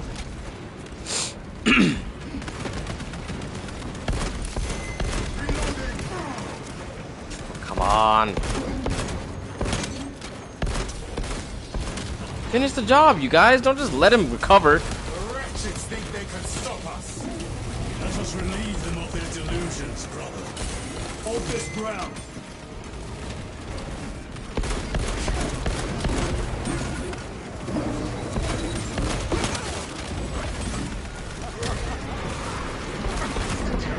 The heresy is infecting my very eyes.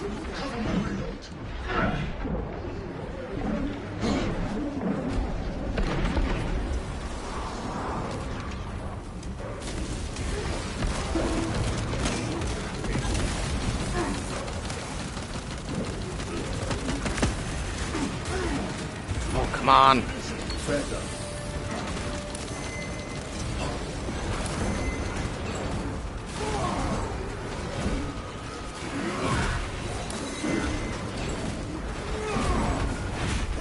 Come on, give me some armor back.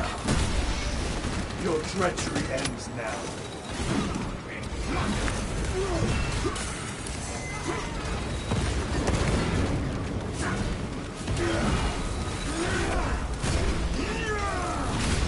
Have any more stims left? No, I don't. Get some armor back.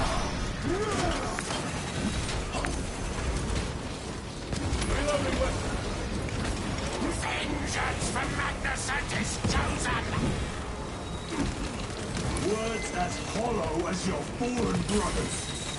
You at least can still bleed. Oh my god. I need health, dog. What am I supposed to do?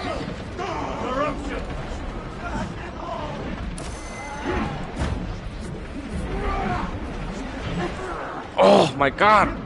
Jesus, help me! Oh no. No victory for you here.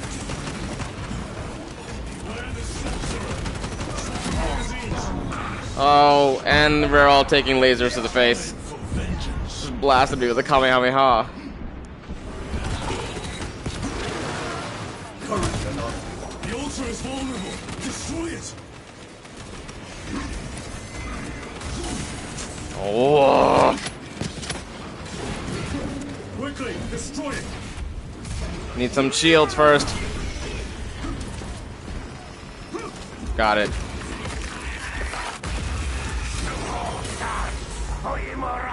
Their sorcery is undone. Lieutenant Titus, the Lance of Jove, status report. We are patched up and on our way. See you at the objective. The Emperor protects.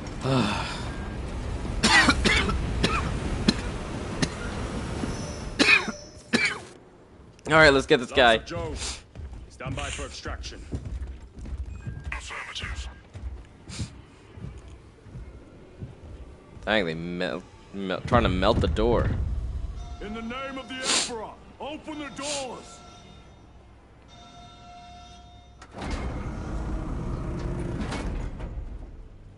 Alright.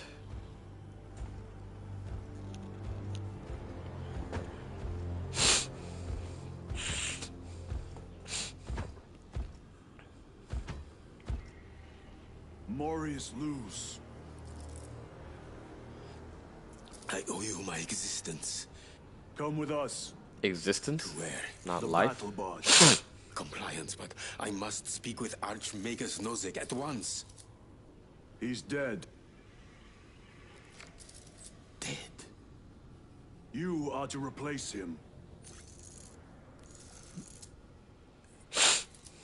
Lose.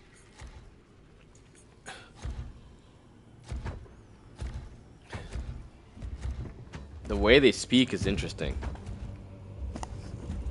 I like how his hair is parted by a scar. Sorry, all my nose is freaking out still. Oh my lord.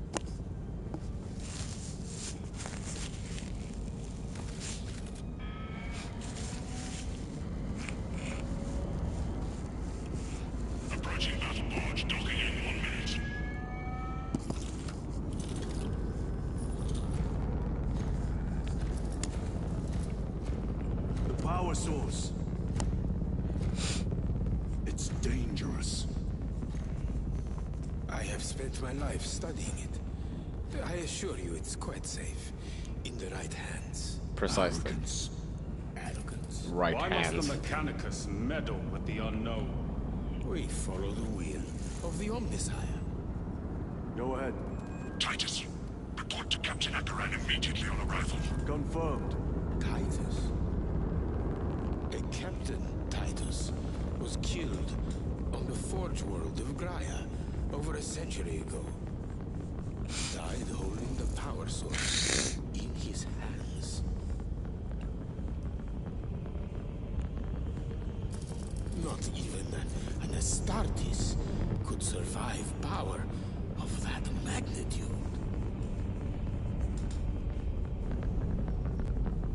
They falsely accused him of being a heretic for surviving.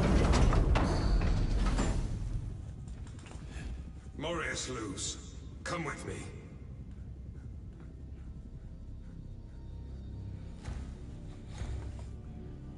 Dog, I think you need to come clean with your crew.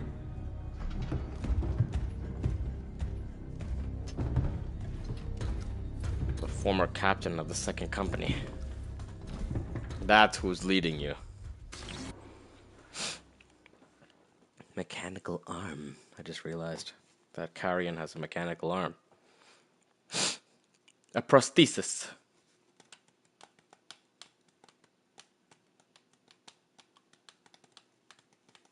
Lord, we don't want to make... let us not make a mythology out of this game.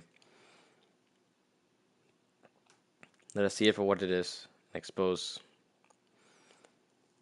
the lies in it. In Jesus' name.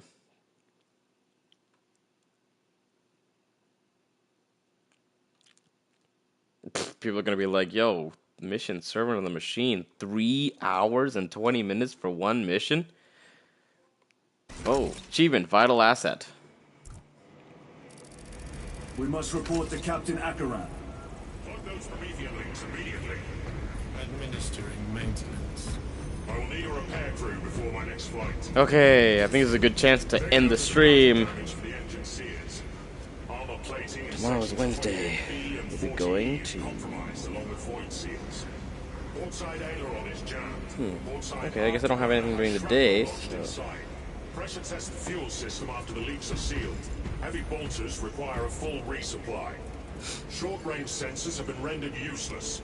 Make that a priority. I'll make the necessary arrangements, my lord. You know, for androids, for cyborgs, they speak pretty clearly. Supposedly non-sentient cyborgs. I guess they made them really dumb on purpose, so they don't revolt and start to fight us. Starting to see the difference between the priests and the... What's down this way?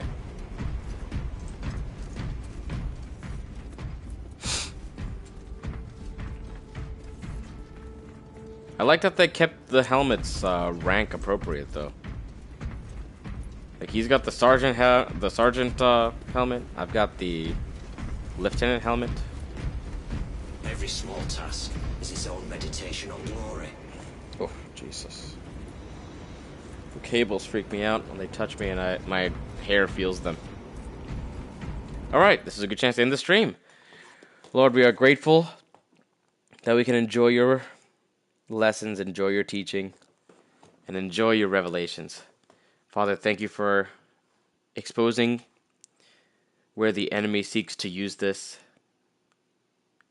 and continue to teach us how to operate in your glory. For your glory alone. In Jesus' name. Amen. Alright. See y'all later. 'Cause it is midnight.